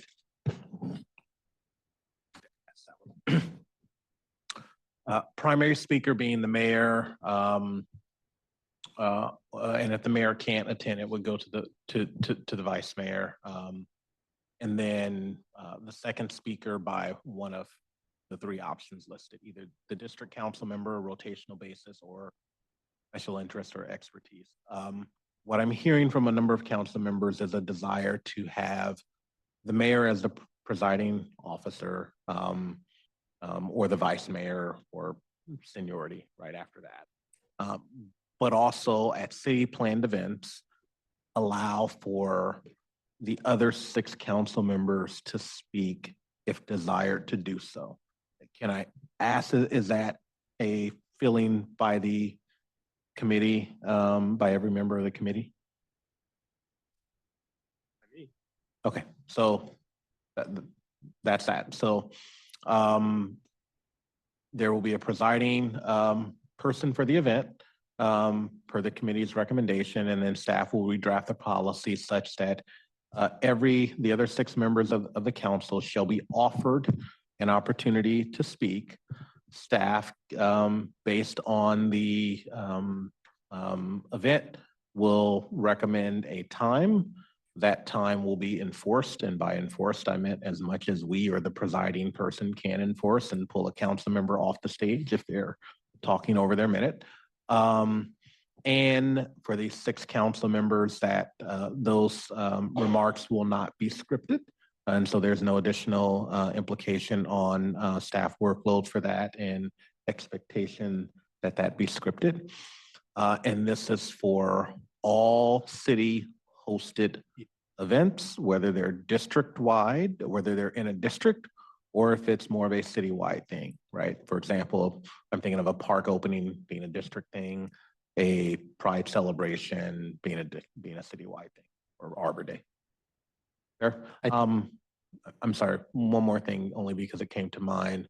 I'm also thinking of our Christmas tree lighting, right? We had a Christmas tree lighting event. First one I attended, it was an amazing event over several hours. But then there was a time when it got dark that people got on the stage and the tree was lit, right? If memory serves me, the mayor was the mistress of ceremony. There was a award given to a member of the community. That member of the community was allowed to speak. People came on stage, 1, 2, 3, flip the switch, right? What I'm hearing is that actually would change now, and we would need to offer all the other 6 council members an opportunity to speak before we light the tree. And I think that's an example of people are coming here waiting for the tree to be lit, not necessarily to hear 6 council member, all 7 members of council speak. So is there the ability for staff, if this is the direction of the committee, to adjust the program so that the council member speeches or their sort of allotted time is not just in that window where it's dark and we're now on stage ready to light the tree? Because if I'm remembering that event, it was over several hours, and so there were various things on the stage, right? But I understand that there's a desire for council members to be allowed to speak sort of during the prime time portion of the event. But that's a great example of an event where I think the policy that we're talking about may create some challenges.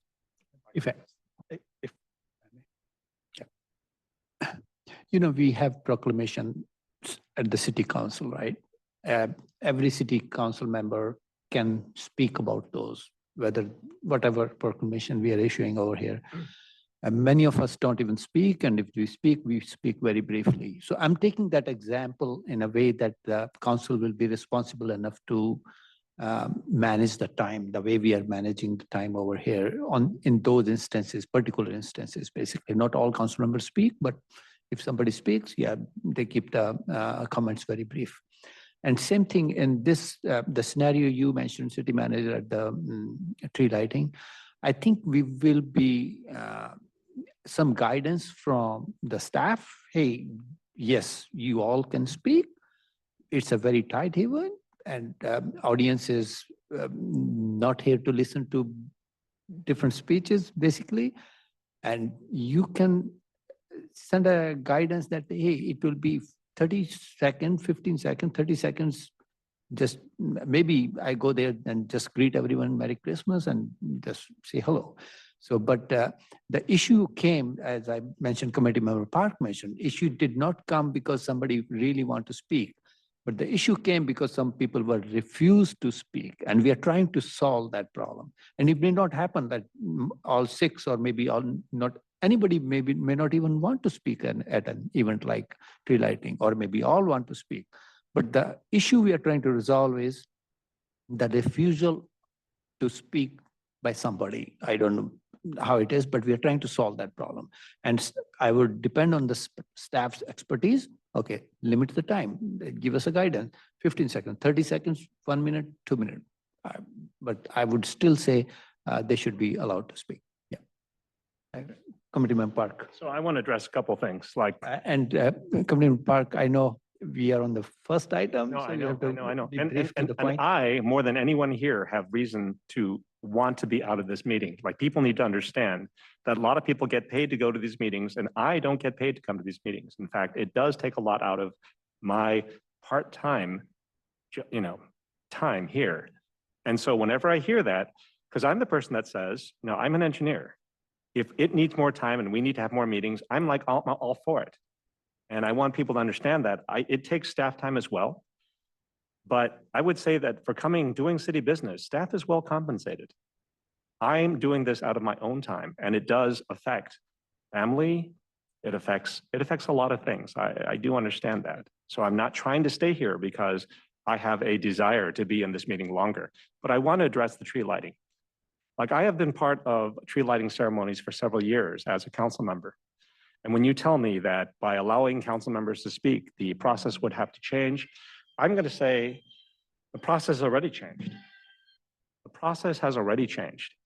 I recall that the initial tree lightings that I've gone to, all council members were allowed to speak. It's only recently that council members have been told, you stand in the back, you stand in the sidelines, and you say nothing. That's why it was such a surprise to me when I got on stage and was not allowed to just say hello. Because previously I was allowed to say hello, and I remember exactly what I said because I take good notes, even for things like tree lightings. So when you characterize our request today as we would have to change the process as it is, you need to understand the process as it was has already changed to be more exclusive. And the desire that I came to governance and to ethics was to restore the processes that we had for public events back to a more inclusive council. When the council got together, when the council was more in alignment, there was no problem in allowing council members to speak. And it's only recently when there has been, some issues and some politics on councils that policy has changed. So when you characterize it as we're requesting a change, no, we're requesting a change back. Make that very clear.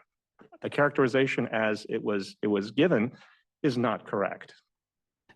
Actually, I think we have to understand even our staff is pretty new. They might not have seen what was happening. Oh, no, understood, which is in the why I'm past, trying to right? explain Yeah. this. So, because they didn't know what was happening in the past. So Okay. let's continue with that. And when we talk about things like special orders of business, like, I know this, there are many special orders of business that, again, and I don't think people would be wrong if they said, Kevin, are you part of that community?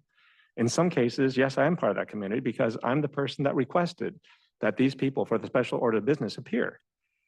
And yet, because I'm sitting on the dais, because of efficiency, we are asking council members to stay up on the dais. I've got my hand raised, the chair is on the floor, and I'm not recognized to speak. And to not be able to speak on special orders of business, especially when the people being recognized are the people that I brought to the council, it seems odd to me. And by the time the chair comes back and is able to recognize that I have my hand up, and I have to raise my hand multiple times because every single time the special order of business changes, it resets all the lights. Maybe the city clerk can talk about that. I mean, it's not a city clerk problem. It's just that's what happens. And at that time, it's not worthwhile for me to speak because the people who came to accept the proclamations, I mean, maybe they're the first or second people to come when there were 4 different groups recognized, they've already left the council chambers. So again, there's a lot of things that we look at. And the one thing that's consistent is there has to be a way. Like, I've not seen this. I've gone to many other city council meetings. I've gone to Sunnyvale City Council so often that previously a lot of people from Sunnyvale thought I lived there. But I know the process. And when you tell me that Santa Clara, we can't do what happens routinely in other cities where people are allowed to speak, where people are given deference, and you're telling me that it's for timing and efficiency, that these are the reasons, I think those are the worst reasons to not allow people to speak to their communities about an event for something that's meaningful, not just to the community, but also for the council members here.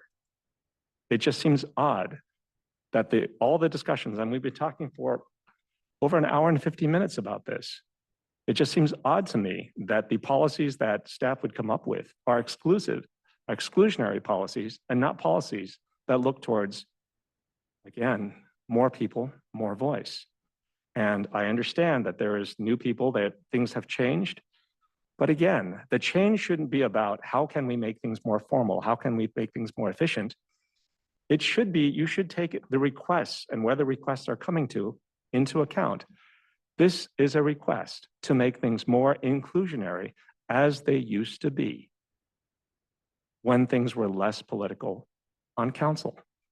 And if you're telling me that to be more inclusionary would mean having to change every single thing that we, the processes, the events that we have to do, I disagree. I've been to many events as a council member and as a resident, and I would say I used to go specifically to hear people talk. And, I think that we need to look at not what are the things as they are, but we need to look at what are the events as they could be if we're looking at being inclusionary. Thank you. So any comments, City Manager?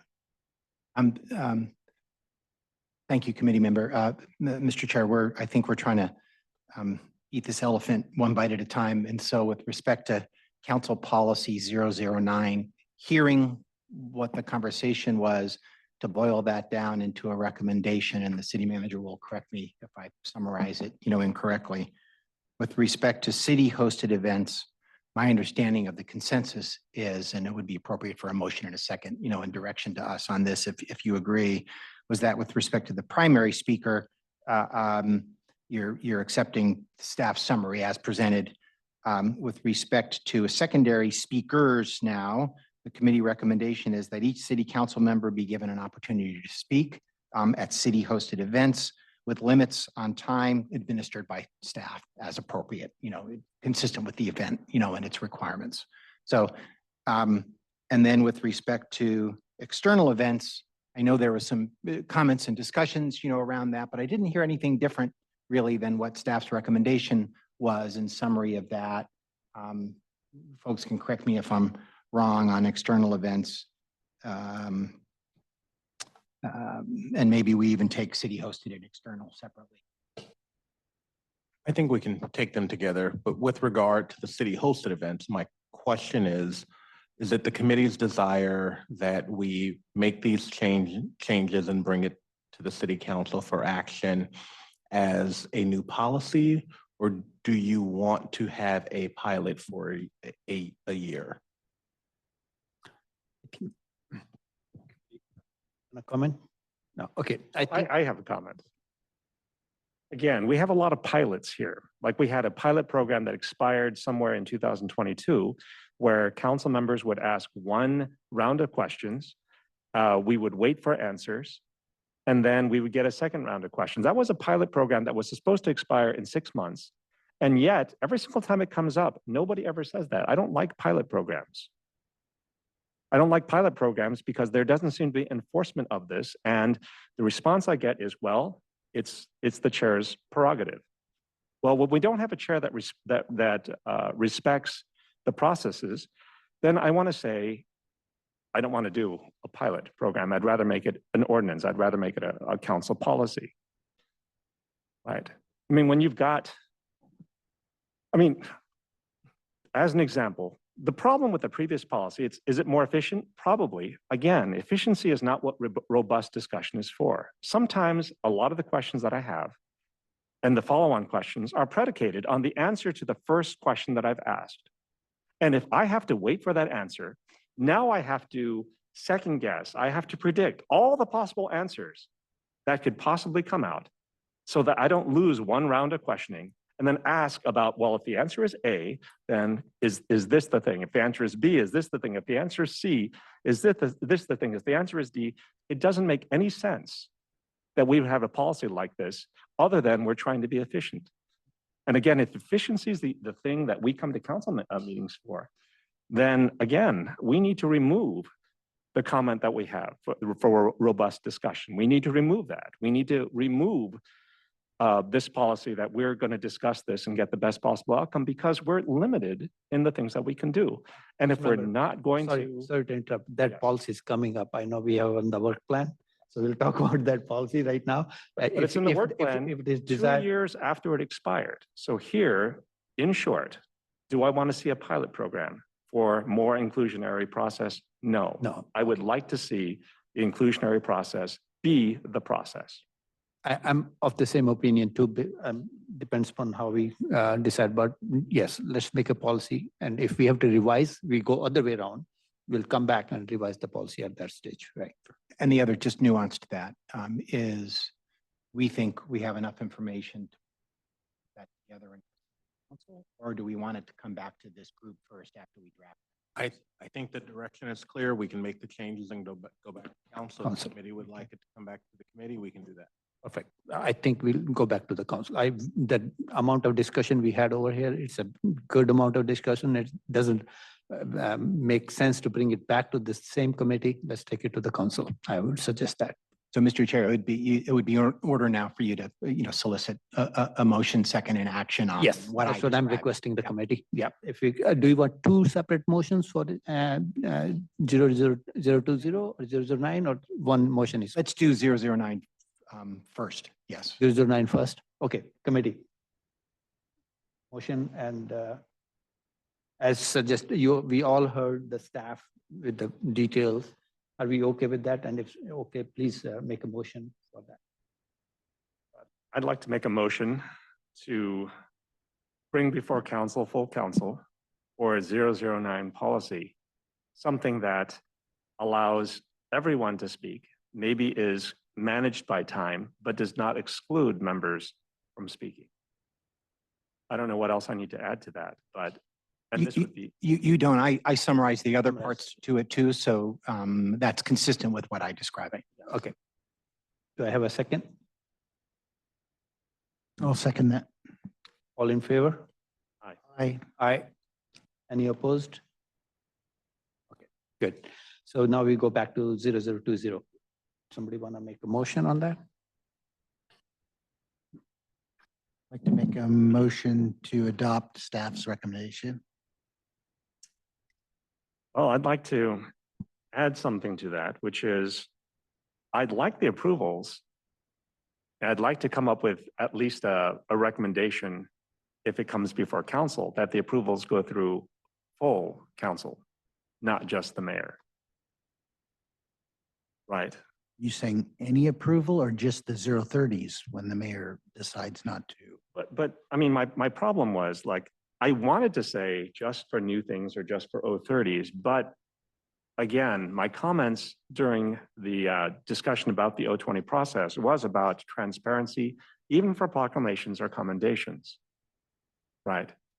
And again, even if it's not approval, like I would like something that brings council members into the loop.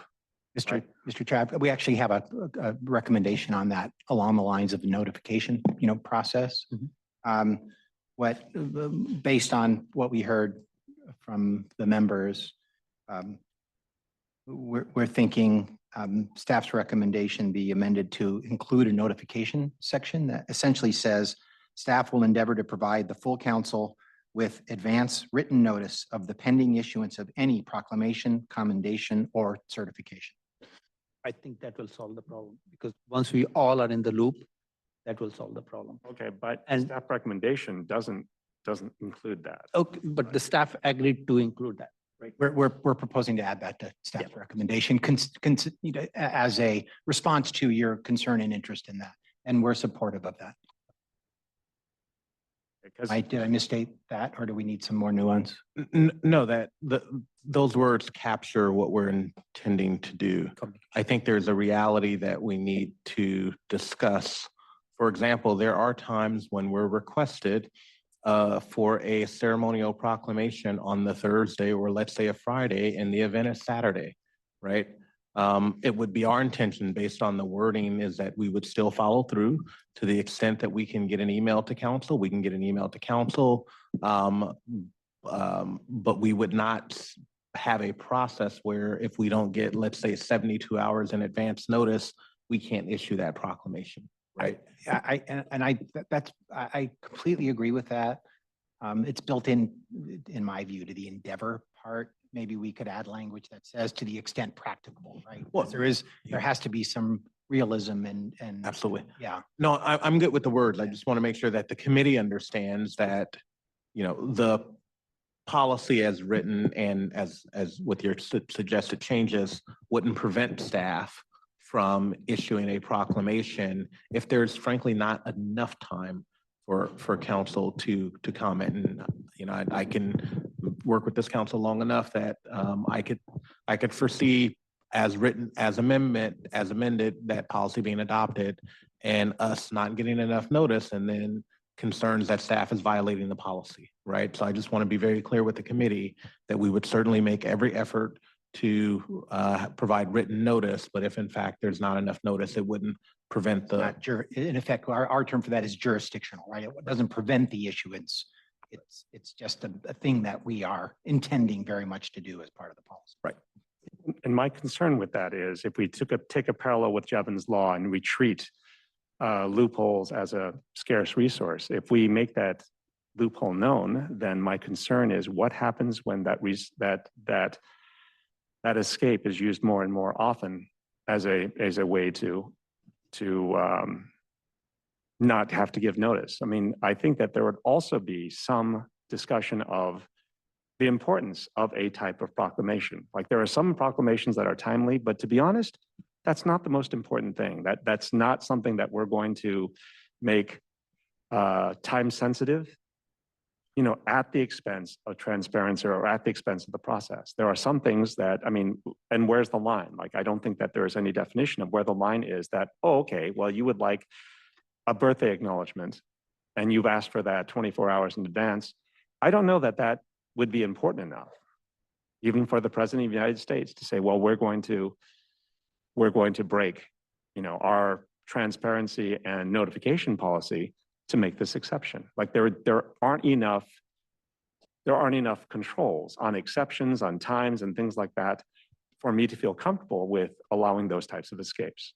There, which is through the chair, why I mentioned it, because as written, it would allow staff to issue it. But if there's going to be an issue with staff issuing a proclamation, if we don't have enough time, then I think the committee needs to discuss having a 72-hour 3 business days or 48 hours, 2 business days requirement. And if we're not provided with 2 business days, that gives staff time to get out an email, that gives council time, at least 1 day to respond, then if not having that in the policy is unacceptable, then we need it in the policy, right? Because what I don't want to have is a policy that allows something to come at the last minute, we issue it, and then put staff in the position where we're accused of violating the policy when in fact it could be politics, right?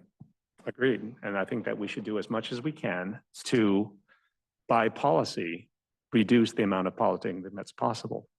And so if we need to, I think that we should add if you say 72 hours, 72 hours required for notifications for meetings, 72 hours is, I don't understand if a person wants to put something on the agenda or city council, they needed 72 hours notice. I don't understand why 72 hours would not be unreasonable.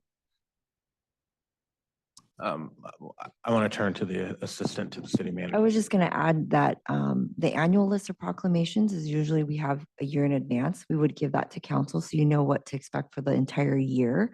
Rarely do we have commendations or things that we wouldn't know about in advance. Usually they're invited to events and then we're going to prepare that for mayor or council to bring. There are times where a scout group or something, if the council decides to attend the event, it may be like, oh, I'm going to this event tomorrow. I would like some certificates. Those are the things that might be within 24 hours notice. But staff would do our earnest to just make sure that council is notified. It's a notification, right? That this is happening. And I'm sorry, through the chair. There's also the concern that the committee and potentially a majority of council could endeavor to limit the mayor's ceremonial powers designated in the charter by putting a time limit on it, right? So I think that we would need to grapple with that and analyze that as well. Actually, the current policy which we are seeing as a revision policy, it does say that requests have to be submitted 15 days in advance. It does say that. Although I understand staff has been accommodating last moment requests and there's a practice we have been doing, but there's a policy, it says 15 days in advance. Requests have to be submitted 15 days in advance. So I'm not sure how we deal with that. Like I agree with the staff mentioning that requests come at the last moment, and I'm also guilty of that. When you get a request from somebody, submit at last moment. So I don't know how we solve that. Although the policy does say 15 days in advance.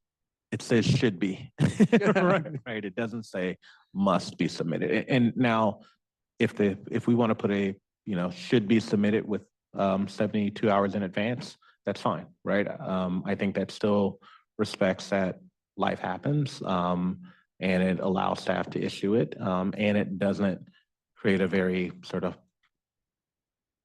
hard issue with putting a time limit on the mayor executing the ceremonial duties in the charter.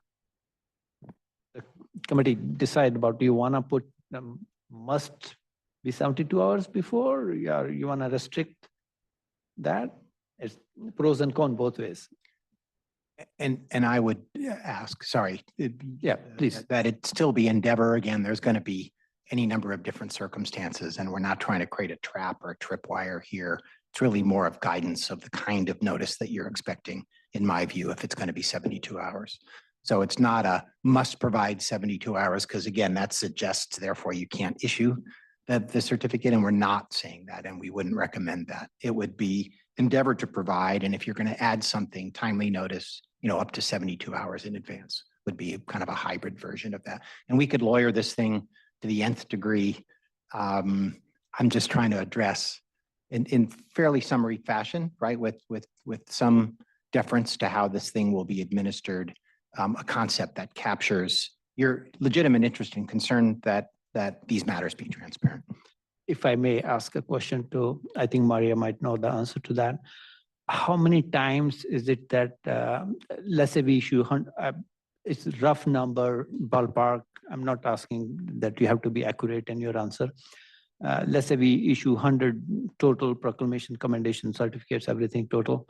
How many times is it that the last moment, say within 72 hours, you're getting a request for 10%, 5%? Probably less than 5 Less than this last 5? year. Yeah, it's rare. It's always in advance. So if you were to recommend changes to the policy, it'd be preferred by staff to keep it at 15 days because we don't want to put it shorter. Then we're really going to get last minute requests. We do accommodate if it's a business day that we can do something, but it's very rare, less than 5 times. Thank you. This past year. I would suggest, I would suggest to committee that if the history goes the same way what we have right now, I think we could go forward with the existing mechanism we are doing right now. But if we see somehow 6 months or a year that it's being misutilized, that time period, we can always bring it back at a 030 under council and then think about it instead of restricting the time issuing of these commendations.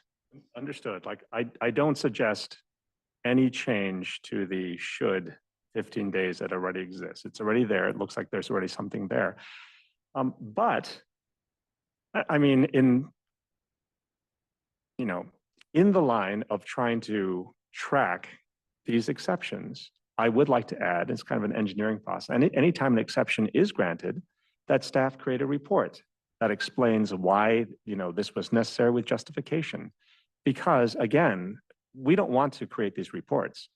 And as a result, I think that if there were a report that were required, we would think a little bit longer and harder for granting the exceptions that come before us. And if I may, like we already improved the communication process. As soon as the staff is going to prepare the commendation or proclamation, they will send an email to mayor and council. I think we will all have a visibility. Hey, well, how come this being issued tomorrow and it got issued today? And staff can do a due diligence, like rough number 5% you did mention. So if you can keep a track of that, that would be good. I'm okay with that. And I think that having a report and mandating a report for the exceptions would cause us to think about the exceptions more and formally tell council what's happening. So is it possible for the staff when they issue the commendation date, preparation of commendation date? It doesn't have to be And- done before, the report can be done afterwards. Doesn't have to be at the same time, but I would like there to be a report generated. Yes, we have all those records. You have those. We have a those stuff. spreadsheet. Okay, you will, We have a spreadsheet, we keep track, but perfect. what I hear the council member asking for is a report. I just want to make sure that we are endeavoring to communicate to council about every proclamation. If there's insufficient time and we issue it, we will communicate to council, likely via email, that it was issued. We will note that there was not sufficient time.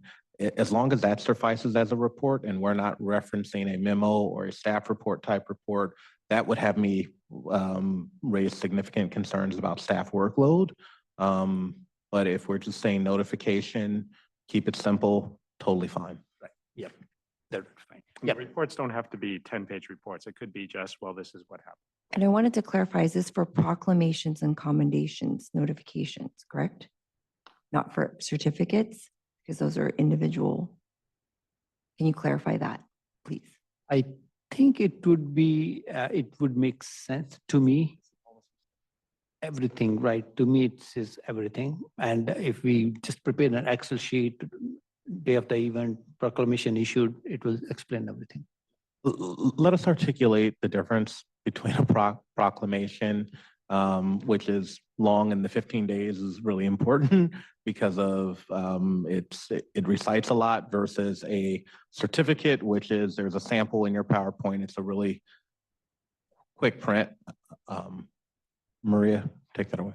Correct. So for proclamations, those would be the annual list. So we tracked annual lists of proclamations and some commendations, but certificates are really community-based. You could be invited to something. Example, Councilmember Jane said, going to the AAPI month, that could have been a certificate that would have been prepared. So those things come and go. So the annual list is really, staff can get that in advance to all of you for proclamations and commendations. So Maria, when you said roughly 5%, were you referencing proclamations and certificates? I apologize. That was to clarify. Certificates are the ones that are the 5 or so that happened the last year. We never issue proclamations at the last minute.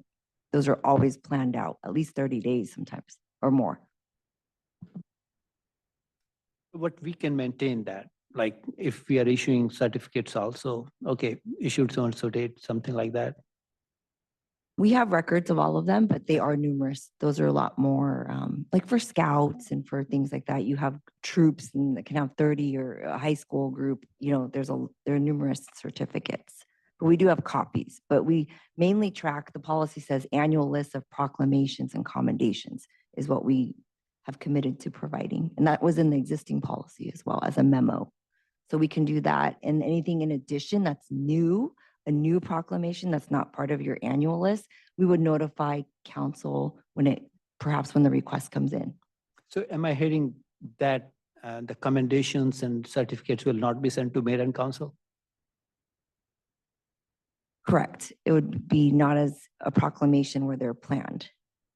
Commendations anything that bears all of your signatures would be shared with you, Okay. is what I'm saying. Oh, okay, so it will be shared with the. Correct. Oh, this. Anything is that being issued. bears the entire council's signatures would be shared with you in an annual list, or anything new. If there's a new request for proclaiming whatever that might be that we've never done, that would be shared with council. So the only issues you are talking about is the mayor's certificates of recognition and the council district certificate of recognition. Those are, one is new, brand new, Right. but one is there. You know- Can that also be included as a mayor and council that is being issued? It would be very often. I'm just saying that with certificates. Very often? Correct. The fact that we don't know that So- is also a telling. Yeah. I think at the Data risk point. of prolonging this, Maria, can you put back up the table? One.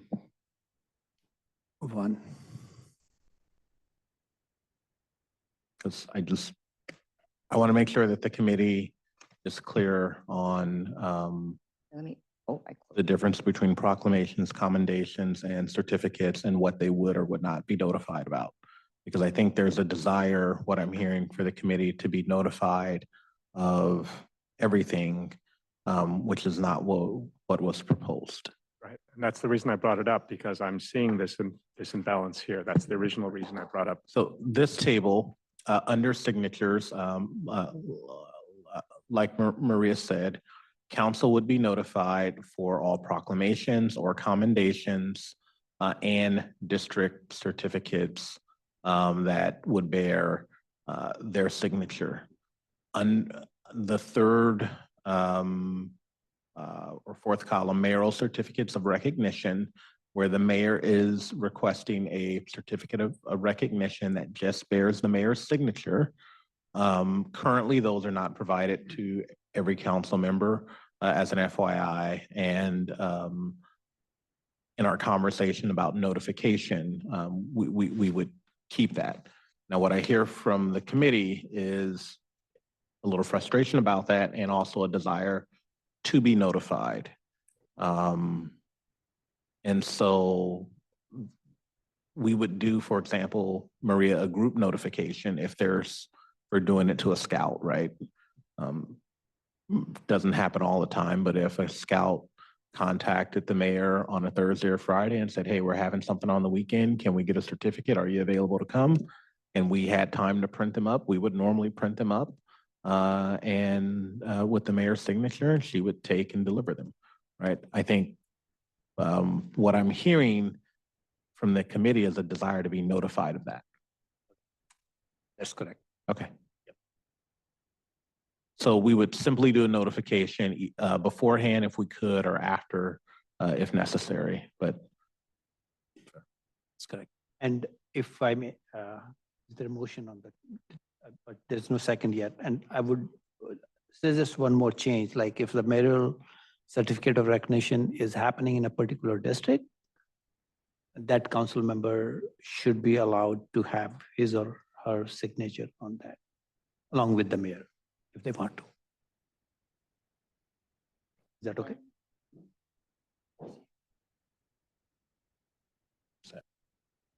Accept those amendments. And I will second the motion with those amendments. Further discussion?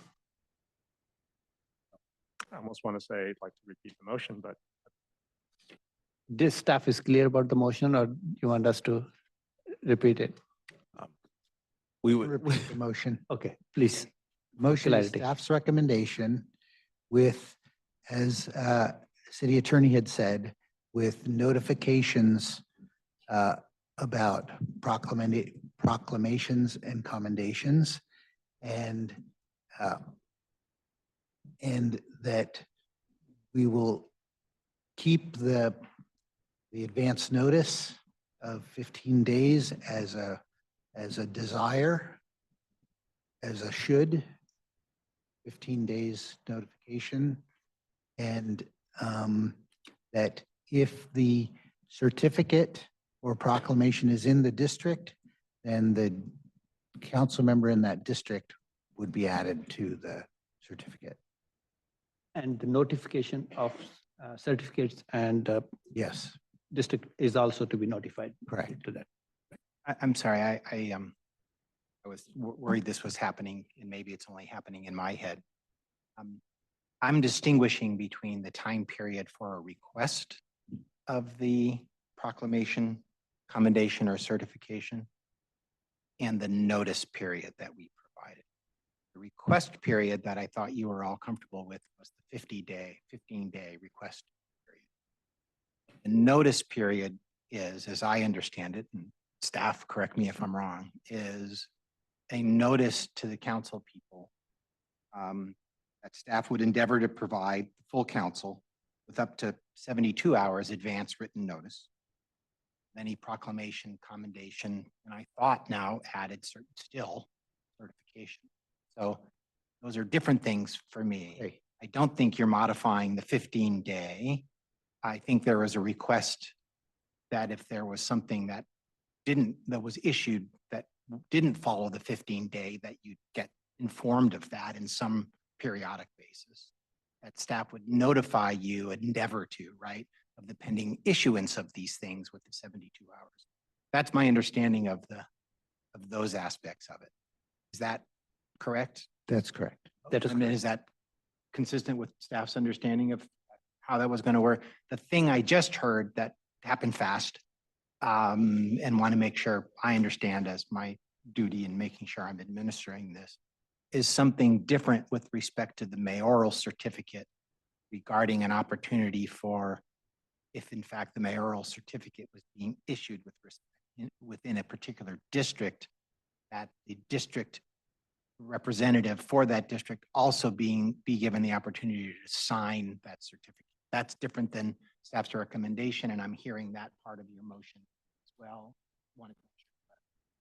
Right. I'm just describing it, and not if I, commenting on it. and if I may add, if a particular district council member requests mayoral recognition certificate, then that council member's signature should be added to that. Okay, so thank you, Glenn, and that brought up another point because in most instances, right, someone's going to live in a district, the business is going to be in a district, and so yeah, if I thought long enough, I could probably think of a mayoral certificate that wasn't district specific. But what it seems like is that the vast majority will actually be tied to a district. It will be to a person that lives in a district. It will be to a business that's in a district or corporation, unless it was sort of for a general event, right, or a thing. So what you would essentially be doing is for what I would assume to be the vast majority of mayoral certificates, your policy would require that the district council member sign it. Is that the intent that I'm hearing? So we have city council district certificate recognition, right? Right. That's specific. Which is different and separate. District, right? Separate, it's district. But let's say we want a mayoral certificate of recognition for any dignitary, any known person who is coming to the city of Santa Clara, and it pertains to, has some interest with the community or has some interest with due to one reason or the other, has some connection with the community of Santa Clara. And instead of giving him a district certificate, and council member from District 5 or ABCD wants that, hey, instead of my district certificate, let's get him or her mayor recognition certificate. In that case, if the request comes from that particular council member, then mayor should issue that certificate along with that particular signature of that district council member. Okay, that's a little different. So in that case, it's led by the district council Right. member as a request for a Yes. mayoral certificate. Yes, But exactly. let's say ABC Cookies makes wonderful chocolate chip cookies and the mayor decides to give ABC Cookies a mayoral certificate. ABC Cookies is in District 1. Does the staff need to notify the District 1 council member that the mayor is issuing a certificate to ABC Cookies? Question one. And then question two, does the council member by policy need to be invited to sign that mayoral certificate? I would say yes.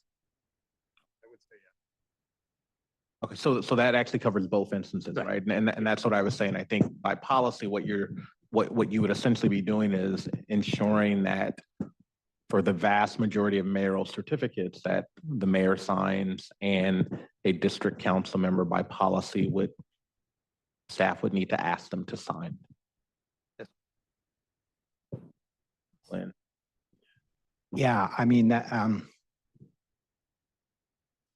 two things, I guess. The logistics of that seem very, very challenging to me, and staff having to track all the different mayoral certificates that there might be and make them location specific and do the analysis and communicate that in order to allow that to be issued on an efficient basis.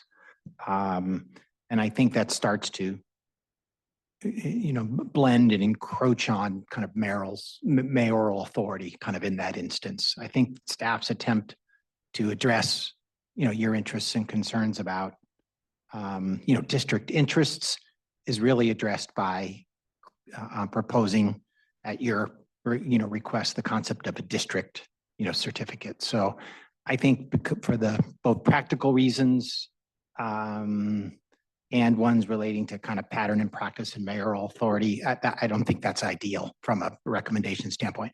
With respect to the instance where you are requesting it, Member Chahal, Chair Chahal, where you gave the example of, hey, district certificate's pretty great and you value that, but I'm going to up the ante and I want a mayoral, certificate, and you're requesting that. In that instance, that makes sense, right? Because it's coming from you and you're asking for that issuance. But to in effect ask the mayor and staff to support anytime she's issuing, one to go out to the to your district, it kind of flips things in a way that both, again, logistically, and I think, again, from a pattern, practice, and legal structure standpoint, may create some issues. So I would not recommend that as an approach. More the one where if it's a district, request for a mayoral certificate, that makes sense. Member Park. Oh, I hear your concerns, and I would say that I would like you to look into what those requirements would be. I think that the request is coming out of the way that districts were set up in the city. I think that the city tried very hard not to have districts, appealed the decision, spent a lot of money trying to remove districts after they had been not only suggested, but voted on. And I'm going to say that the fact that we set up districts without appropriate responsibilities and thus controls, I think that this comes out of that. And when I hear that it's difficult to determine by address which district a request is coming from, I don't understand that statement at all. I think that if it requires a little bit more time, if it requires a little bit more work, if you have some legal concerns, I'd like you to look into those legal concerns and tell us what those legal concerns would be. But to simply stop the process and exclude this because the concerns unnamed brought before the committee, I don't think that that's enough for me to change my mind on that topic. Sure. So through the chair, one comment and then a potential suggestion. The comment would be, for example, a scout. A scout request mayoral certificates for all 30 members of their troop. Do we then need to ask for the address of every scout member to determine what district they're in, to determine what district council member signs alongside the mayor? That's the type of thing that I think could be administratively burdensome and create other logistical challenges. And so I think if that's the desire, we need additional time to study, come up with alternatives, do a little bit more legal research and come back to the committee. I think the other alternative, and now that we have this PowerPoint slide up, one would be to, by policy, have the mayor and all council members' signatures on all certificates of recognition, no matter if they're issued directly by the mayor or, through the 030 process. But then I'm talking as I'm speaking, which sometimes and gets then in trouble. And then what we're managing is an opt-out process then. Yeah, but on certificates that are on the fly, that's a whole different enterprise. It's got it's a different version of the issue we identified on the practicality of site specific. So I appreciate Member Park's issues and concerns. I think my recommendation on that stands with what I think that the best way is to kind of balance those interests.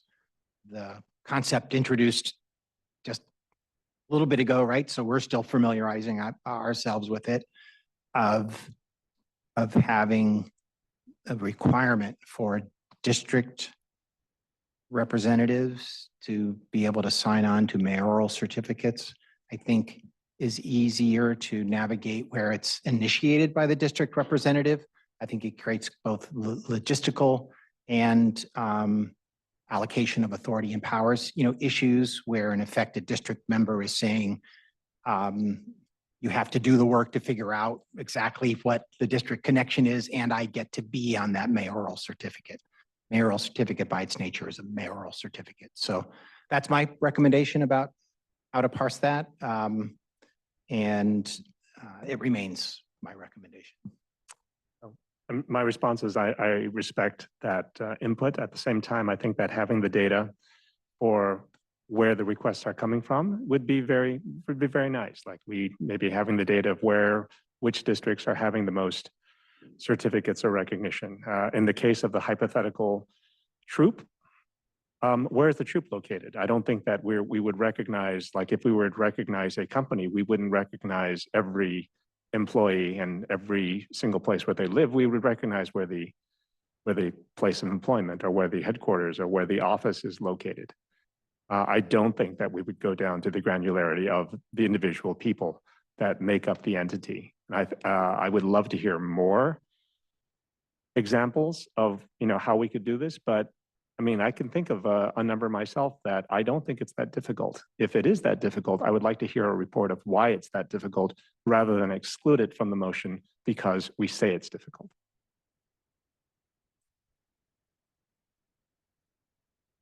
Sure. Member Chai. I think we have bigger issues that we have to deal with, and putting my name on a certificate is not a big deal for me. And so I think the fact that we are putting this incredible burden on staff is not worth it. And so I think having a mayoral certificate with just the mayor on it is fine. Having the district certificate.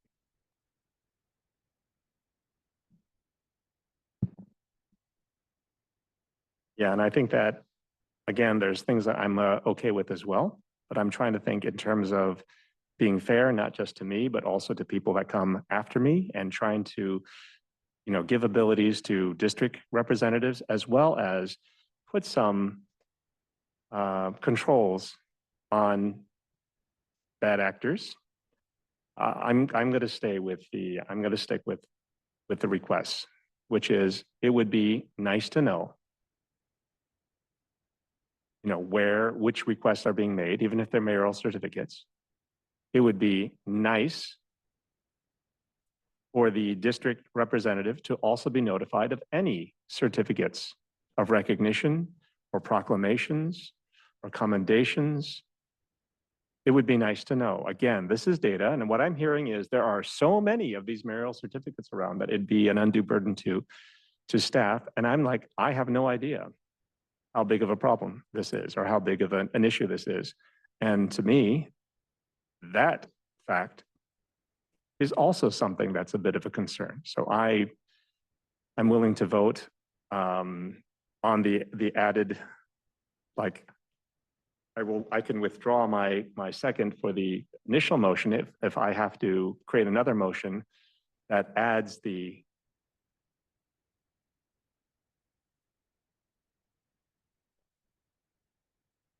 mayoral certificates of recognition in a district, where whether it's provided by, given to the mayor directly or it comes up as an 030 by district members. I agree, this shouldn't be a big issue, but the fact that it is somewhat informative. And I would withdraw my second and put forward another motion if that's required.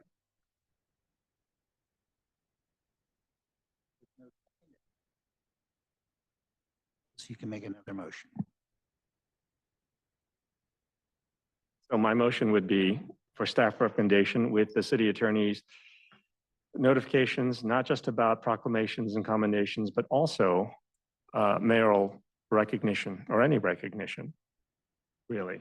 Keep the 15 days advance notice as should. That's for time period for request. The notice period, notice to council members, I would like to put that at a should 72 hours, noting that this may not be possible in some cases because of time requests. In some cases, maybe notification may even be post-event, but I would like there to be a notification. I would like to add a request. I just want to know why the exception was granted, justification for every exception, meaning there aren't that many exceptions, but I would like the exceptions to not come for free. I would like people who live in the district for a commendation or recognition to be allowed an opportunity to put their signature to support the the recognition as well. When we talk about encroaching on mayoral authority, I don't believe that's true. When I look at what's here, and I know that we have some changes that are going to be brought forth by staff, the approvals, as I see them, there are other things that we need to do, I'd like to see. But the approvals seem like they only come through the mayor. And again, if there's problems with logistics, if there's other issues, legal issues that are coming up, I would like that to see that in the report. I don't want those I don't want fears of problems to stop us from promoting this idea. I don't know if I missed anything, but those are the things I have in mind.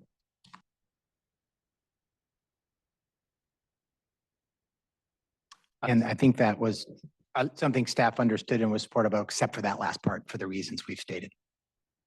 Pardon? Except for that last part for the reasons that we stated, staff understands. And I'd just like to hear, I'd like to expound on some of those reasons, because I think they were based on fears, some concerns, and I would like to flesh out those concerns. I honestly don't have anything more to say about it than I did already, to be honest.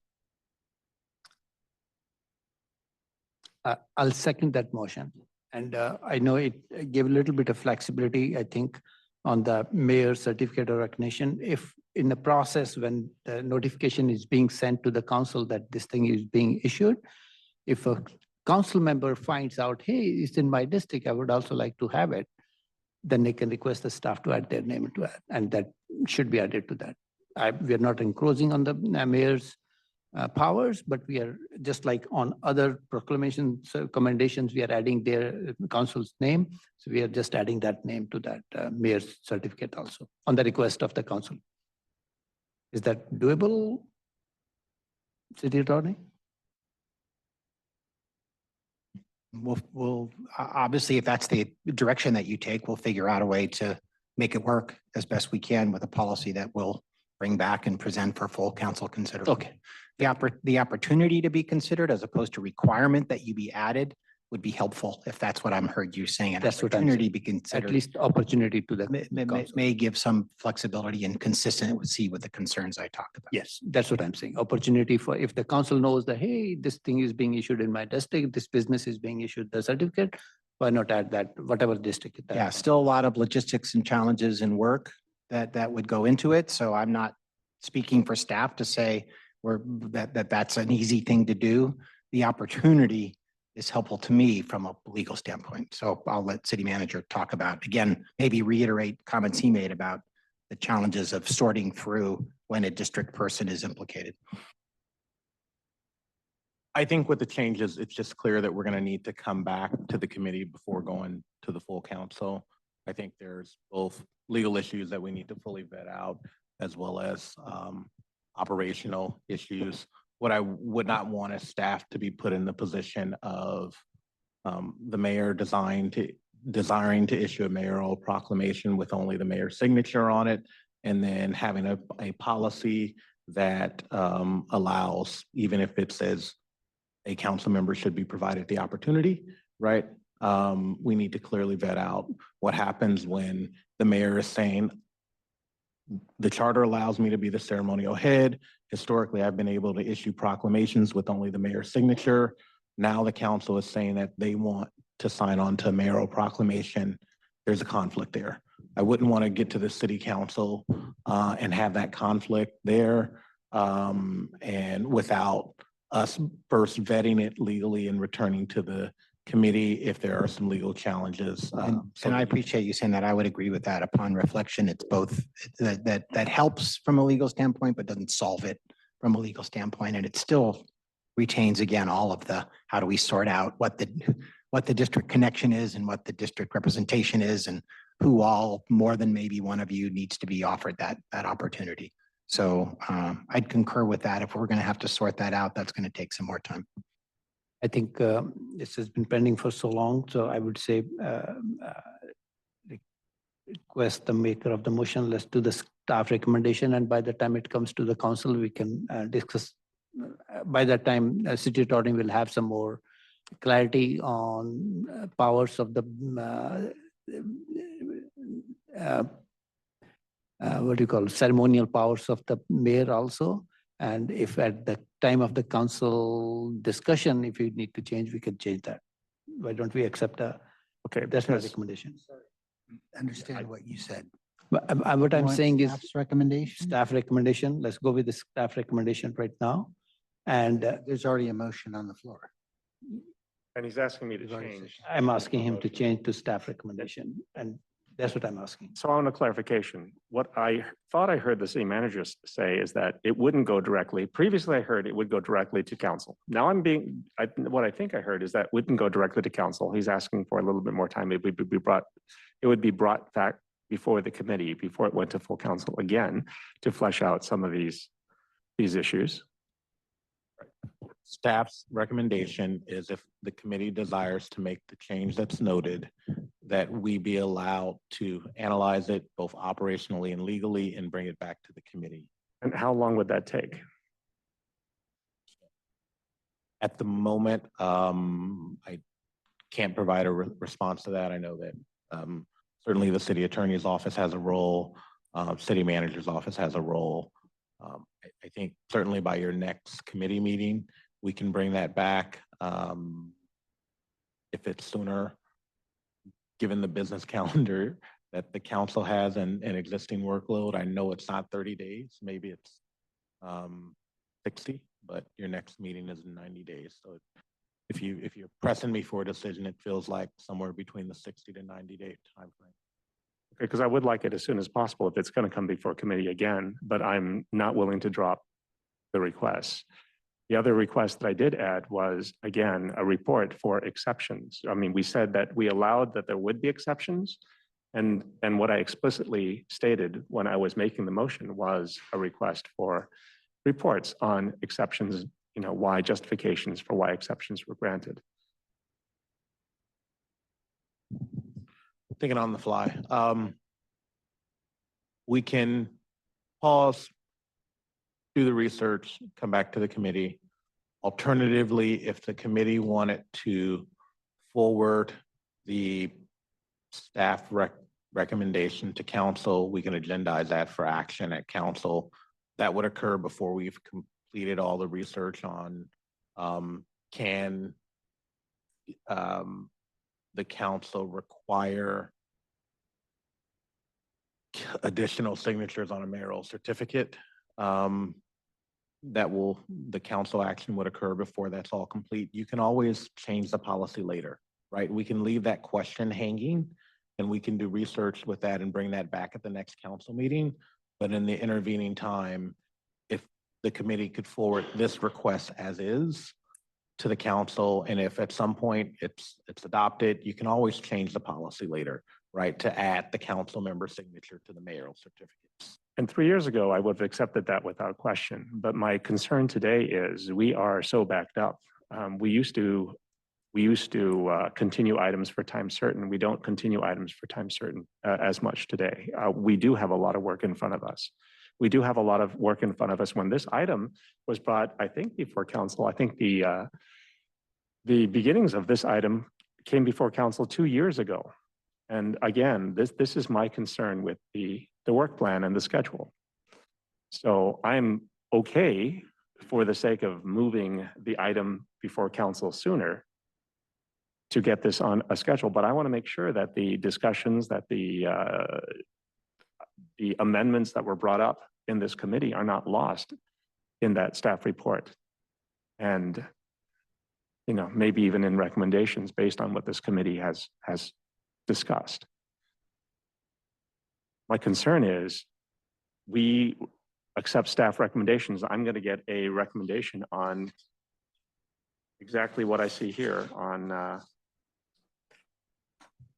in this table. And that doesn't capture half of what we've discussed. No, No. I think we Notification. accepted and captured those other elements. So that's all been built into Then I recommendation, would, staff's recommendation with the augmented elements with the one exception of the item regarding mayoral certificates. okay, but there would be some thinking, or there'd be some report on why that item should or should not be included. Because I will tell you, there's a very big difference between ceremonial head and de facto head.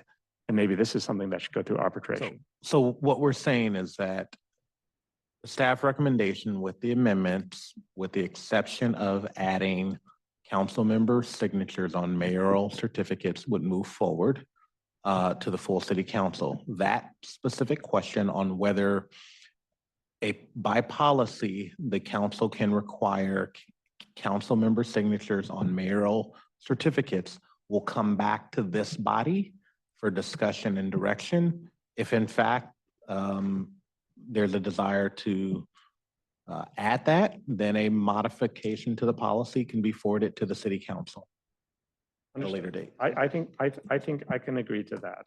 And again, I would like to know when it would come back, but at the same time, I think I'm amenable. Okay, thank you. So understood, staff recommendation with some notification as discussed, and mayoral certificate recognition will be discussed later on, Come back to this committee. come back to this committee. And I just want to ask staff, can we take public comment again? It's probably been Yep. 45 minutes since we've done that, and we can. Do we have any members of the public who want to raise their hand or comment? None at this time. Okay, so we have motion on the table as amended, and I second that. So all in favor? Aye. Aye. Any opposed? Goes through, yep.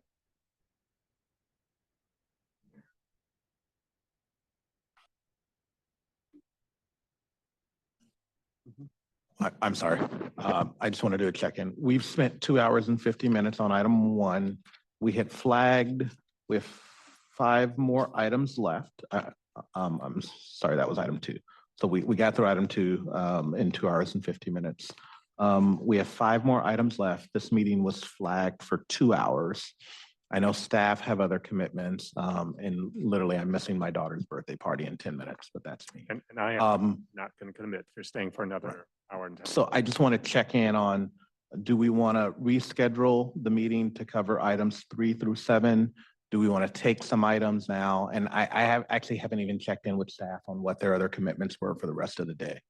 So I just desire the committee and just, How much time do we have? we're roughly 50 minutes over when we thought we were going to end, and we've only done item 2. So if we could at least do the work plan, that would be helpful. And I don't know, we'd have to check in with, And I can do a quick, I believe I requested number 6, item 6. I can do a quick presentation of 6. And Chair Shahal, I do have a member of the public that raised their hand just a few minutes ago, whenever you're ready. Okay, I think we can go for that right now. We have Wanda Buck, your hand's raised. I'm gonna allow you to talk, Miss Buck. Can you hear us? Hi, y'all. Can you hear me? Yes, we Yes. can hear you. Can hear you. I come not to bury you, but to let you know that I'm very interested in the meeting subject. And I was late on my own fault, and Fiona from staff took about 15 minutes between me and she to get in, that the public really couldn't get in without a passcode. It was really tricky. And so I just want to say that I hope you will reschedule for at least part of it, because the I know you want the public to be allowed to participate, and I'm not really complaining. I'm just, trying to be helpful. Thank you. Thank you. We'll find out. Are there any reasons that they couldn't get on? The link was, if you copy pasted the link, it would open. I think if you hyperlinked it, there was something that was requiring a sign in, but it's the same Zoom link. The Zoom link was correct. We had a couple of people try it and they got in. They got in? Yeah, so Oh, she got in, but it took her some time. Okay, okay, so Wanda, the staff mentioned that if you click on the hyperlink, you should have been able to get in. I'm not sure, I believe you copy pasted it. copy Yeah. paste the link, you should have been able to get inside, but we'll still try to be more clear in the next agenda items if it helps. I will, sorry about that, but we'll try to be more clear in next, when we publish the agenda next time. Thank you. In conferring with the city attorney, I mean, most of our items are fairly substantive. And so I think the ability to get through them today is not there. And so we should reschedule the remaining portion of the agenda for another day. Okay. So we would, and at this point, I don't think we can continue to a date certain based on, we'd need to look at schedules. So we would just re-agendize the meeting for the balance. I believe there was a request for a work plan, number 7. And I think we can go through, I can go through I can cover number 6 relatively quickly. I don't think their staff has a report for that. I don't know if anybody here wants. We're here for that. I think you're right. You're We right. we can take that? Yeah. Okay. Next, we'll take an item number 6, which is refer to discuss possible revisions to the placement of public presentation on city council meeting agenda. Council member, committee member Park. Thank you very much. So the reason that I brought this up at a council meeting and in the 030 section of a council meeting several months ago. And the reason that this came up was actually twofold. At the time, we were looking at a number of disruptive public inputs, not just in our city, but across the state. And there was some concern that, bad things would happen during the middle of a council meeting. Since that time, I've been told by staff, and I've talked to City Attorney Googans about this as well, that we have a number of controls to control a number of these types of outbursts.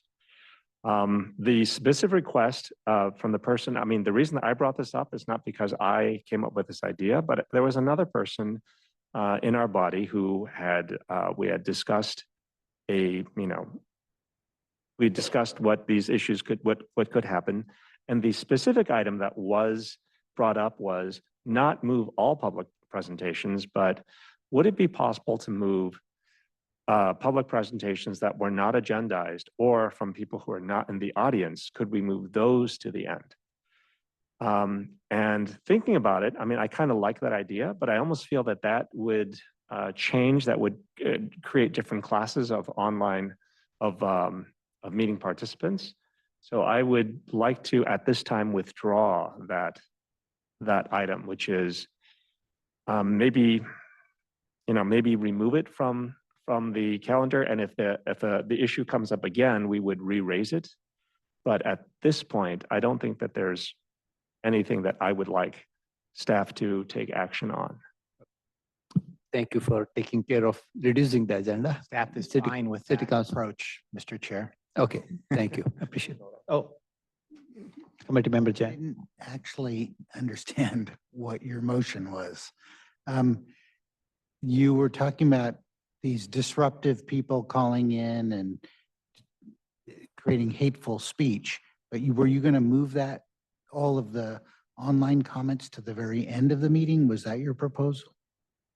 So the original thinking was, I mean, the reason that this came up, I was trying to justify why it came up, not a motion on the thinking. But the original thinking was during public presentation, not public input, but public presentation, to move things that were not agendized for public presentation, because sometimes people do submit public presentations, and for people who are not in the audience, to move online public presentations to the end. But my concern is that would create essentially 2 classes of public input, which I could not resolve, and therefore I would like to withdraw this as an item for consideration.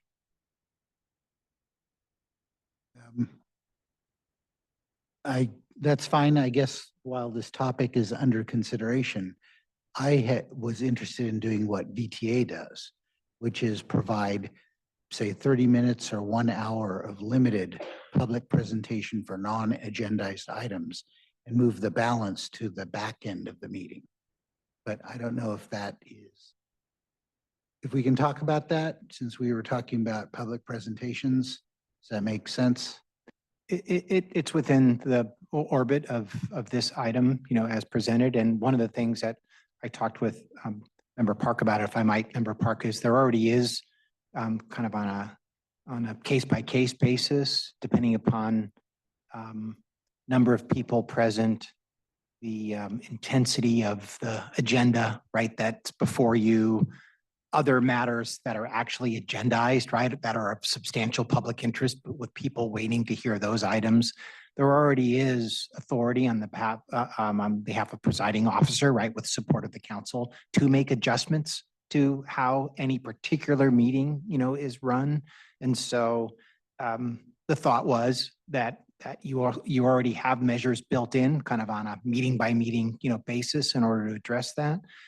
If you were proposing to deal with that in a different, more structural, way as a matter of policy, that's something this committee could take up. But I think Member Park's thought was, and my thought was, you already really have the tools to manage that potentially on a case-by-case basis, as opposed to handling it structurally, if that was the concern.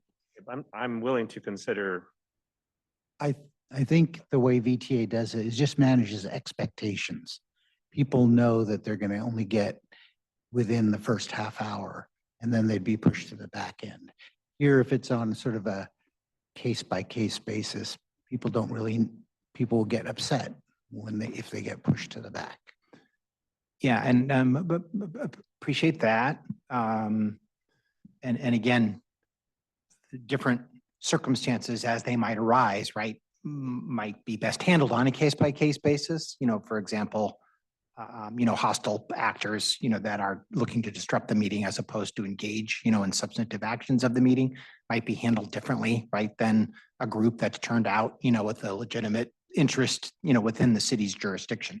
And so, again, within this committee's jurisdiction, right, to consider whether or not you want to take that up. And it's really presented here in a generic way without really a substantive discussion scheduled. If you're looking for benchmarking or analysis or input from staff, there would need to be additional work on that. And so that would need to be added to the work plan if you wanted to take that up. Maybe when we get to the work plan item, you'll see, how that might fit into other issues and whether or not you want to prioritize it for that. And so that's one option, is to take public input, on this particular item and potentially bring it up when we get to the next item that looks like we're trying to get to, and decide whether or not you want to add it to the work plan. We're not going to get to it. Okay, so we're not going to get to item 7. So you, city manager.